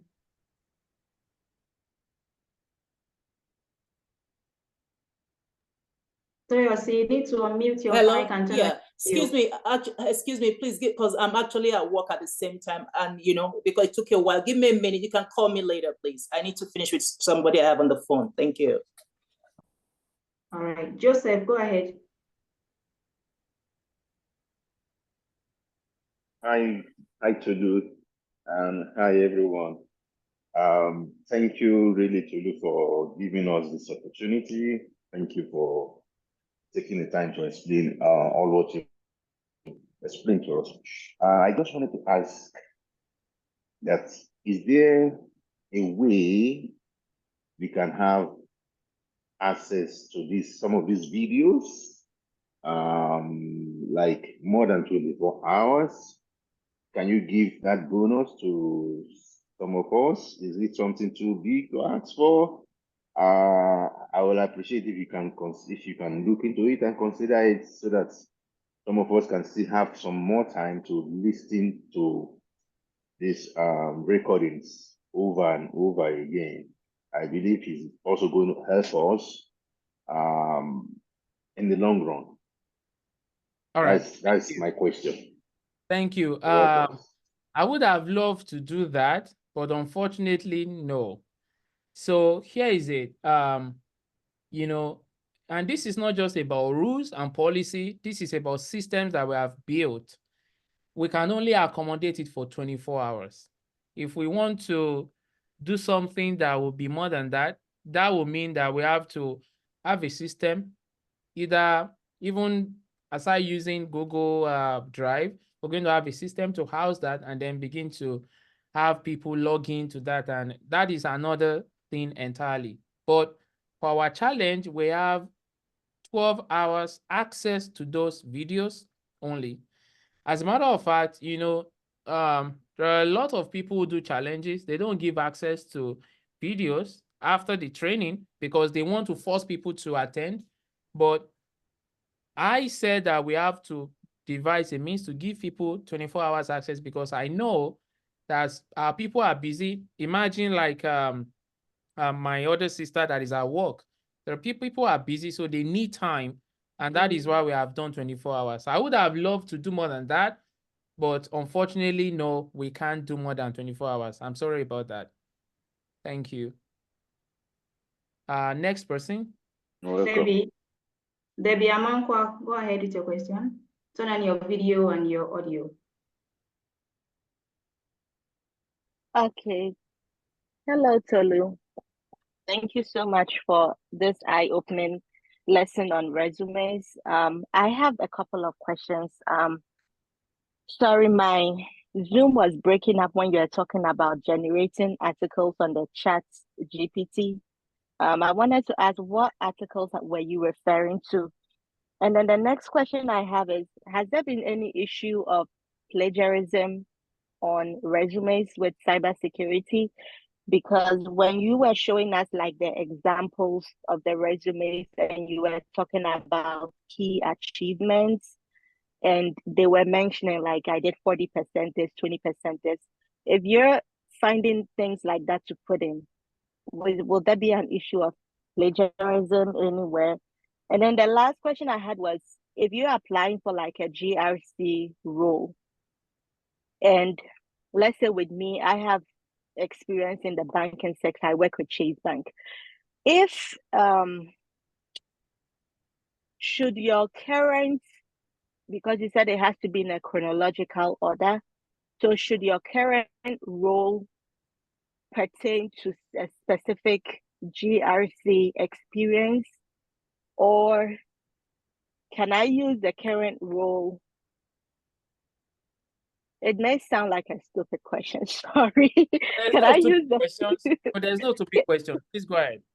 okay, can I use the current role or do I have to use like a current role in relation to a GRC role, if that makes sense? Okay, I'm going to pretend as if I understand that question, and I will try and answer that. So your last question, see, chronological order. The first roles and responsibilities that the recruiters will see, let it match the job description. Okay. But I don't care if it is GRC, risk management, IT audit. See, those roles and responsibilities, let it match the job description. Okay? Okay. All we are saying is that we want them to call you for interview. And if you want them to call you, what I just said is what you have to do. Right. Okay. Now, So plagiarism on resume, it's nothing like that. The reason is because your resume is not being published. You only do plagiarism if you publish a blog, article. That is why I told you guys to generate your own article, and I will talk more about that. So on resume, there's nothing like plagiarism. Okay. That is that. No, there's no need to explain for that. Nothing like that. On generating articles, for instance, let's say you are a GRC professional, and I can say, okay, what are the problems that GRC professional face handling other team or getting evidence from a team? I can say how to successfully get evidence from security engineering team without a fight. I can write an article on that, and GRC professionals will read that. They will see the points that I've highlighted. They will benefit from it. They'll move on, and they will comment.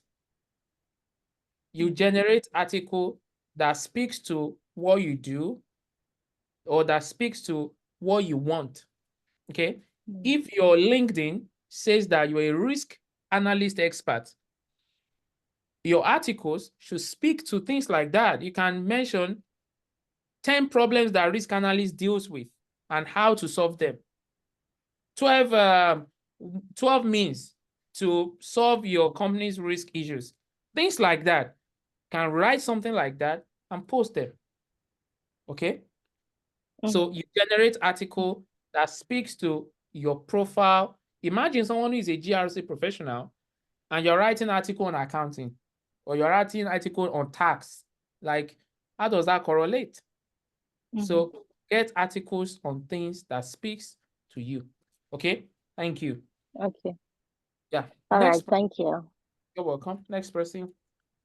Bamidele, please go ahead with your question. Turn on your video and your audio. Bamidele. Thank you, Tolu. Thank you for everything you've been doing, sir. We appreciate you. So I asked the question yesterday. I was about, going through the books, the ebooks, and trying to study them and see if that's enough to ground us in this whole journey. When you responded earlier, you were like, it doesn't necessarily help to ground, and make you grounded in it. So I just want to know what other means can we take advantage of to be able to, get grounded in our study in this GRC journey. Okay, thank you. So if you want to get grounded, try as much as possible to be a part of my inner circle. That's number one. Number two, there are maybe YouTube or some online courses that you can get, that will the only challenge is that some of these are not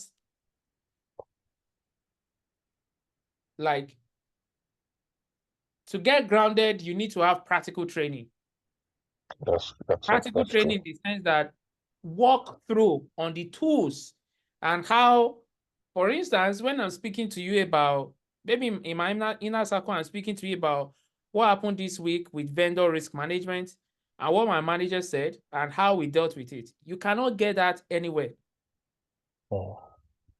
So that is the benefit of having someone guide you that he still does the same thing that he's talking about. So, but aside that, YouTube, you're going to get some trainings on YouTube. You're going to get some videos there and maybe some online, training platform. That's all I can say. That is what, because, being grounded is a very deep word. You understand? Yeah. That is why I said you can't just use one instrument to remain grounded. No. Thank you. We'll try to be in the last second. Thanks. Next person. Sheyola Shinloye, please go ahead. Ale Shinloye, sorry about that. Yeah, that's okay. Yeah, thank you so much. Mr. Tolu, thank you so much for, for your patience. That's a lot actually, because I know everybody wants to get everything from you at the same time. I'm actually working as a Salesforce admin, and I remember a job that I applied for has to do with Head Cloud. So during the interview, I was asked if I have any understanding of anything about HIPAA, and trust me, I was never a nurse. Even though my wife is a nurse, I have nothing to do with nurse. So I basically, they were so particular about that. I was like, okay, I have nothing to do about that. I've never seen that anywhere around Salesforce, but unfortunately, I couldn't get that particular job. I was able to get a second job, but because of that, I couldn't. So when I saw your advert, I was like, okay, I need to learn this, I need to understand this. So my question is, with your experience, do you think, I'm enjoying my Salesforce. I'm actually also training, but I look at the way things are, just like you said, cybersecurity is going to be forever, hot cake. So I need your advice on, do you think is a good advice to really, venture into it deeply, to really know it and also keep my Salesforce career, which I've also, put in so much energy into. So that's number one. Then the second one, somebody already answered that, which I think I won't be part of that. I have to be part of the inner circle, just in case, we're hoping to still have maybe some of your team can still be able to mentor some other people that are not part of the inner circle, but I will be part of the inner circle. I believe that in Jesus' name. All right. Thank you so much, Mr. Ale Shinloye. So let me answer your question. So here is it. I almost mentioned my company. Let me not mention it. So let me look for. So does DHL, do they use Salesforce? Yeah, what you're dealing with customer, you're talking about the CRM system. So yeah, I know Salesforce is CRM, yeah. So DHL, they use Salesforce, right? I haven't seen any DHL using it, but dealing with human being, Okay. So what why I intentionally asked you that question. So do you think that there will be another application or another solution that can come up that will rival Salesforce? Do you think so? Already we have some other CRM system, not just Salesforce alone. So yes to that. Thank you. Yesterday, coincidentally, I saw on Instagram, Y Combinator, the fund startup, they were asking for people that can help with enterprise system solution or something like that to come up so that they can develop it. Is the same way people are developing the same program, application, and software that rivals Salesforce. So with that, we know that there are so many companies that do not use Salesforce, but those companies, they dare not have cybersecurity professionals. What that simply means is that in years, let's look at in 5 years. I like us to think long term. In 5 years, will Salesforce still be what it is today? If it's not what it is today, are we going to have increase in employment opportunities for Salesforce or not? Now, to now talk about cybersecurity, are we going to have increase in cybersecurity or not? The fact that we're having new technologies and tools every day necessitate the fact that there must be new talent. And the reason why companies are hustling for cybersecurity professionals is simple, because there's shortage of talent. That's why they're looking for more cybersecurity people. Now, do you work from home as a Salesforce person? Yes. If you work from home, then you can also get cybersecurity to do at the same time. What that simply means is that, see, even though I like to tell people there is no job security, you are the job security. As I am, my mind is at peace that if these ones, if they do their stupid and rubbish and nonsense, I'll let them go. I'll get something else. If you have Salesforce and you have cybersecurity, you're working from home. Salesforce company can do their rubbish, you move to another company. Cybersecurity can do their rubbish, you move to another company. At any point in time, you always have a job. And at times, you have 2 or 3 jobs. Okay? There was someone like you. The person was doing Oracle something. A lady. She was doing Oracle stuff. And she became a mentee. And in the course of our program, as a matter of fact, she's one of the guys that would organize, and she's one of the ones that will coordinate our alumni in about 2 years' time. This lady was doing 4 cybersecurity jobs, and she started posting it online. She said, I had to caution her that you can't, that's not what we're building. You can't do that. This lady now, if she wants to go into business, she has opportunities because the fact that she has jobs that after she's taking care of her bills, she has a lot of money left. So if you have 4 jobs, how much do you want to spend a month? That's the thing. So I will advise you, if you have the opportunity, do the cybersecurity, get the job, and then have your 2. Since you're working from home, one does not disturb the other. Okay? Thank you so much. Thank you. You're welcome. Yeah. Next person, please. Okay, Chuku, please go ahead with your question. Okay. My question, some of my questions has been answered, but I don't know if you guys are hearing me. I'm in a public library, so I can hear you. Yes. Okay. So, my main question actually is about the task for today. That's about having our CV and also the LinkedIn. I wanted to ask if those 2 are mandatory for today, because I think I know that it takes a little time to do a CV and also the LinkedIn profile. And I actually came back this morning from my from my Ogwaja, so I've not slept because I missed the yesterday class because I was cut off, and I don't have electricity in my house right now. So Okay. So thank you, sir. So this is what I will tell you. I know it takes time to build resume, especially if you want to build good resume. So this is what I will tell you. Don't bother about how good it is. Try and do whatever you can do, even if it takes like 5-10 minutes. Put it together. Okay. The reason, see, Mr. Okechukwu, the reason why we put this challenge there is because we want experience. Our people must go through that experience.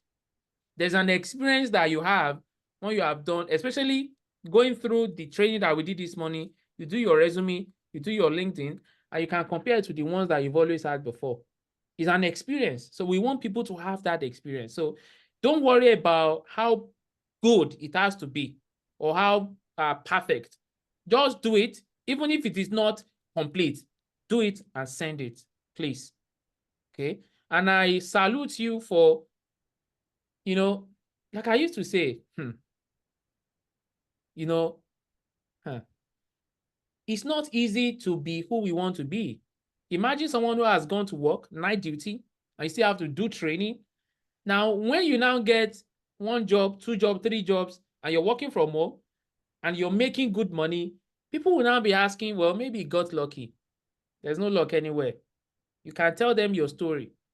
When I used to, I can tell my story of when I was driving Uber, I was doing all those courses, doing all those training that I won't sleep until 1. But you know, those ones is in the past now. It's the same thing. So I'm just going to encourage you, and I salute you for doing this. I'm just going to encourage you, push for that, maybe 5 minutes, 10 minutes, put it together and submit it. Okay. Thank you. Thank you. Yes, sir. Next person. Helen Saipod, are you there? Please go ahead quickly. Helen Saipod. I'm here. I had no idea you guys were going to call me.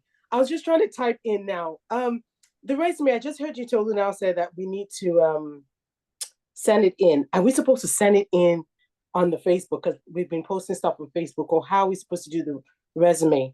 Now, that just threw me off for a moment. Thank you. You will get an instruction, all right, on how to do that. You will get an instruction. Okay, awesome. And then for the LinkedIn, okay, I guess we'll get the instructions. So let me just ask this question for the LinkedIn. So I'm going to have to create a different profile, because that's basically the instruction. Create a profile that actually applies to JRC. So yes. Will the instruction also tell us to put like a link of the new profile to, I don't know, I'm just asking. You mean on the resume?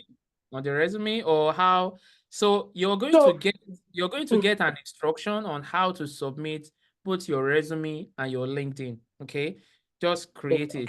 Yeah, you'll get it. Awesome. Right? Awesome. Thank you. Yeah. Next. Thank you, guys. Yeah. Okay, we still have one more slot. Henry, are you there? Henry. Yeah, I'm here. Appreciate it. Thank you. I didn't know I was going to. Sorry, Henry, before you speak, after Henry, let's have Patrick and Toyosi, and then we can take the rest tomorrow. All right? Thank you. Please continue. Okay. Thank you. Yeah, but some of my questions have been answered, though. It has to do with the resume and the LinkedIn. You know, I think you are going to address that with the template tomorrow, according to you. And then somebody also asked about template for the LinkedIn, so I'm looking up to that, because so that is that. My other 2 questions are about some of the things you mentioned yesterday in the training about NIST and their functions, like detection, which is a continuous monitoring operation or monitoring of processes. Now, I was looking at, I mean, you also mentioned on Monday or sometime or during the webinar that we can do 2 jobs simultaneously.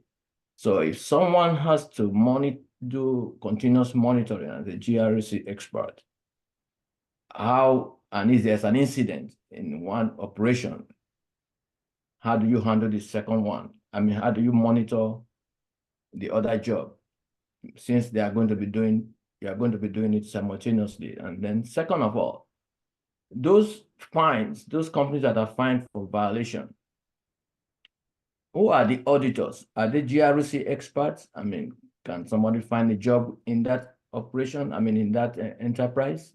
Are they government representatives? Those are my questions. Thank you. Thank you. For NIST, I think I didn't really get that question, but okay, I think I understand. You're talking about monitoring. The function. So here is it. See, the monitoring, which is under detect, it is not, I said it very clearly, it is not the job of a GRC expert to monitor. The job of people that monitors, they're called security analyst or SOC analyst. Okay. SOC is Security Operations Center. Okay. And there are tools for that. Those are the same tools that people use. It is not the job of a GRC person to monitor. No. Your job is to ensure that your company has that tool and that they monitor what they are supposed to monitor. That's your job. Now, the person who does the monitoring is a SOC analyst. Okay. So that is that. Now, those companies, the companies that are being fined, they are being fined by a GDPR is a body. Okay. GDPR is a body. PCI DSS. PCI DSS is also a body, and they have QSA. These are qualified security assessors. Okay. When QSA come to assess your company, and they said, okay, you guys do not pass PCI DSS. First thing first, see, the GRC experts in that company, they are in soup already, because you will tell your management what you were looking at that didn't allow you pass PCI. What that means is that you didn't do your job as a GRC, because you were supposed to force all the team members to do what they're supposed to do. Now, the QSA when the QSA now writes a report that says that this company is not PCI DSS compliant, they might not ask you to pay, but what are you going to suffer from it? Companies will not do business with you, because at that point in time, they know that you can get breached at any moment. And if you're breached, it will affect them. But GDPR as a body finds company that fall short of their compliance, which is what you saw Facebook, Amazon, and all that. Now, can you work there? 100% yes.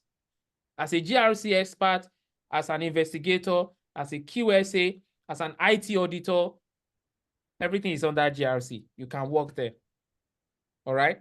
So it's like accounting and auditors. As an accountant or as an auditor, you can work in the company and be the internal auditor that helps the company stay in shape in terms of audit, so that when external auditors come, they know that you're good. You can also be on the other side of the divide and be the external auditor. Whichever one you want to do, you're free. All right. Thank you. Thank you. Let's have Patrick, and after Patrick, I will have Toyosi, and I will take the rest tomorrow. Hello. Hi. How you doing? So I got two questions. One is a general questions, and the other one is a personal question. Okay, so my first question is, when it comes to build the resume, I just want to know if we can use any company. Mean that I can just put any company and it's not going to be a problem. My second question is, I'm like self-taught, because I've been following you for a long time now, more than 6 months. I was part of the YouTube people like 3 months ago. And I did Google cybersecurity training, and I messed up and I went and passed the CompTIA CISA Plus. But it's for some reason I had a call actually yesterday for a role as a risk analyst.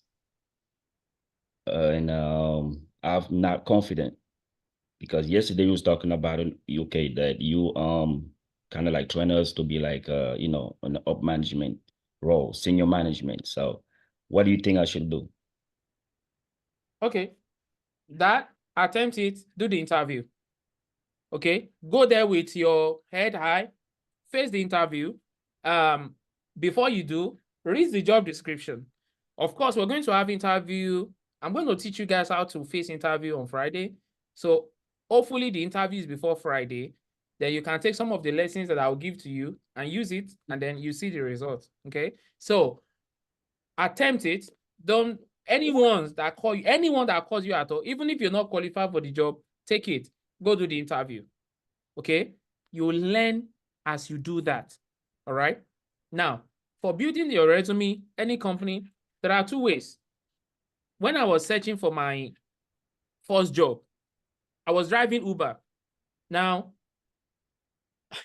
I have not even met my mentor when I did this, because that's what I understand that people were doing then. It was top secret. Nobody was saying it before my mentor even told me.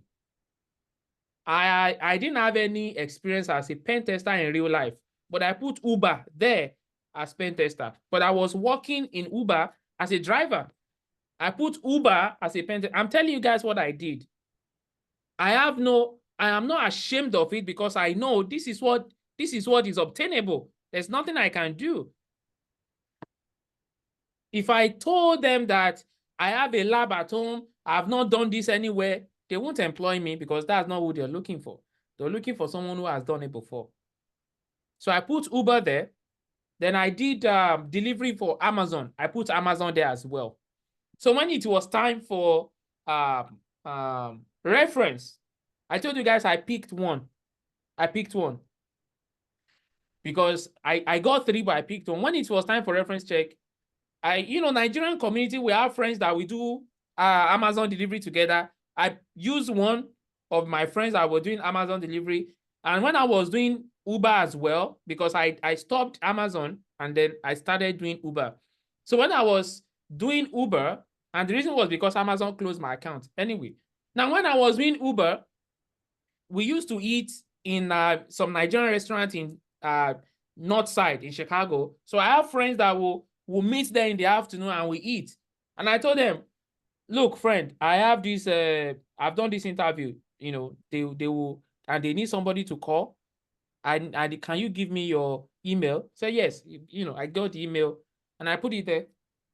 That's how I got my first job. It's been like that. It's been like that. Some, they will use if you're working in factories. When I started, I worked in a factory in Chicago. The name of that factory is Julian. I could have used Julian, but I won't say I worked there as a factory worker. I worked there as a pen tester. If you as an HR manager, you're not busy, you want to drive from maybe your headquarters in Florida to Julian to go find out if Tolope was there, be my guest, go do that. And if you're also you're Googling, looking for Julian HR manager's email address, be my guest, go find it if you see it. And if you see it, I want to see which HR manager will respond to someone from the outside trying to make inquiry. That's how it works. So you can choose to do which one that suits you. But the point I'm making is, it is not as complicated as people think it is. Thank you. Just told you guys, we've done experiment, 70-something jobs, 29 interview, 4 jobs, never worked anywhere. So next person will be Toyosi. Yeah. Yeah, I just want to apologize for the other time. The struggle is indeed real. I just got this new job. I have not earned enough PTO, so I can't take it off. So I'm just juggling between. All right. So actually, from my being in and out, some of my questions have been answered, but I just need some kind of clarity. So when you talked about the resume and all of that, so would you suggest, I know Emmanuel did ask something similar, but I didn't get a clarity. So for instance, let's say I'm looking to apply into like 4 different companies, right? Looking for a GRC. And of course, I don't want to believe that all the roles description will be the same. So how do I tailor, my resume to fit each of those companies' expectations? Am I gonna do separate resumes for each of them, or how? What do you suggest? How do we make that happen? All right, thank you. So let's go practical now. Thank you, Madam Toyosi. So maybe the way I explain, maybe some might not really get it. So let's say after this training, right, after this challenge, some of you that didn't make the inner circle, you want to do, you want to start applying for jobs. You've done some training, maybe you've watched some videos on YouTube. Just try to, brush up yourself on this compliance and all these fundamentals. Now it's time to start applying for jobs. Now you want to apply for GRC analyst. You type GRC analyst on any of the platforms, and your resume is for GRC analyst as well. Then you start applying. You start applying one after the other. You fill in the form, you're doing it. To apply for one job takes like 5-10 minutes. Now, you now saw that, okay, this particular GRC role, their job description is different from what I have. It doesn't match my responsibilities and my experience. What you will do is find a way to match the first job with that job description. When you match it, then apply and attach your resume and submit. When you do that, continue looking for the job. You see another one, you look at the job description, it doesn't match what you have, change it, tweak it, apply, fill the form, attach it. Again, you're going to do the same thing for your cover letter. Let me tell you something. If you apply for 100 jobs and you didn't tailor it, it's much more terrible than someone who tailored for 10 jobs. If I tailored for 10 jobs and you didn't tailor for 100 jobs, me, I will get a result, you will not get a result.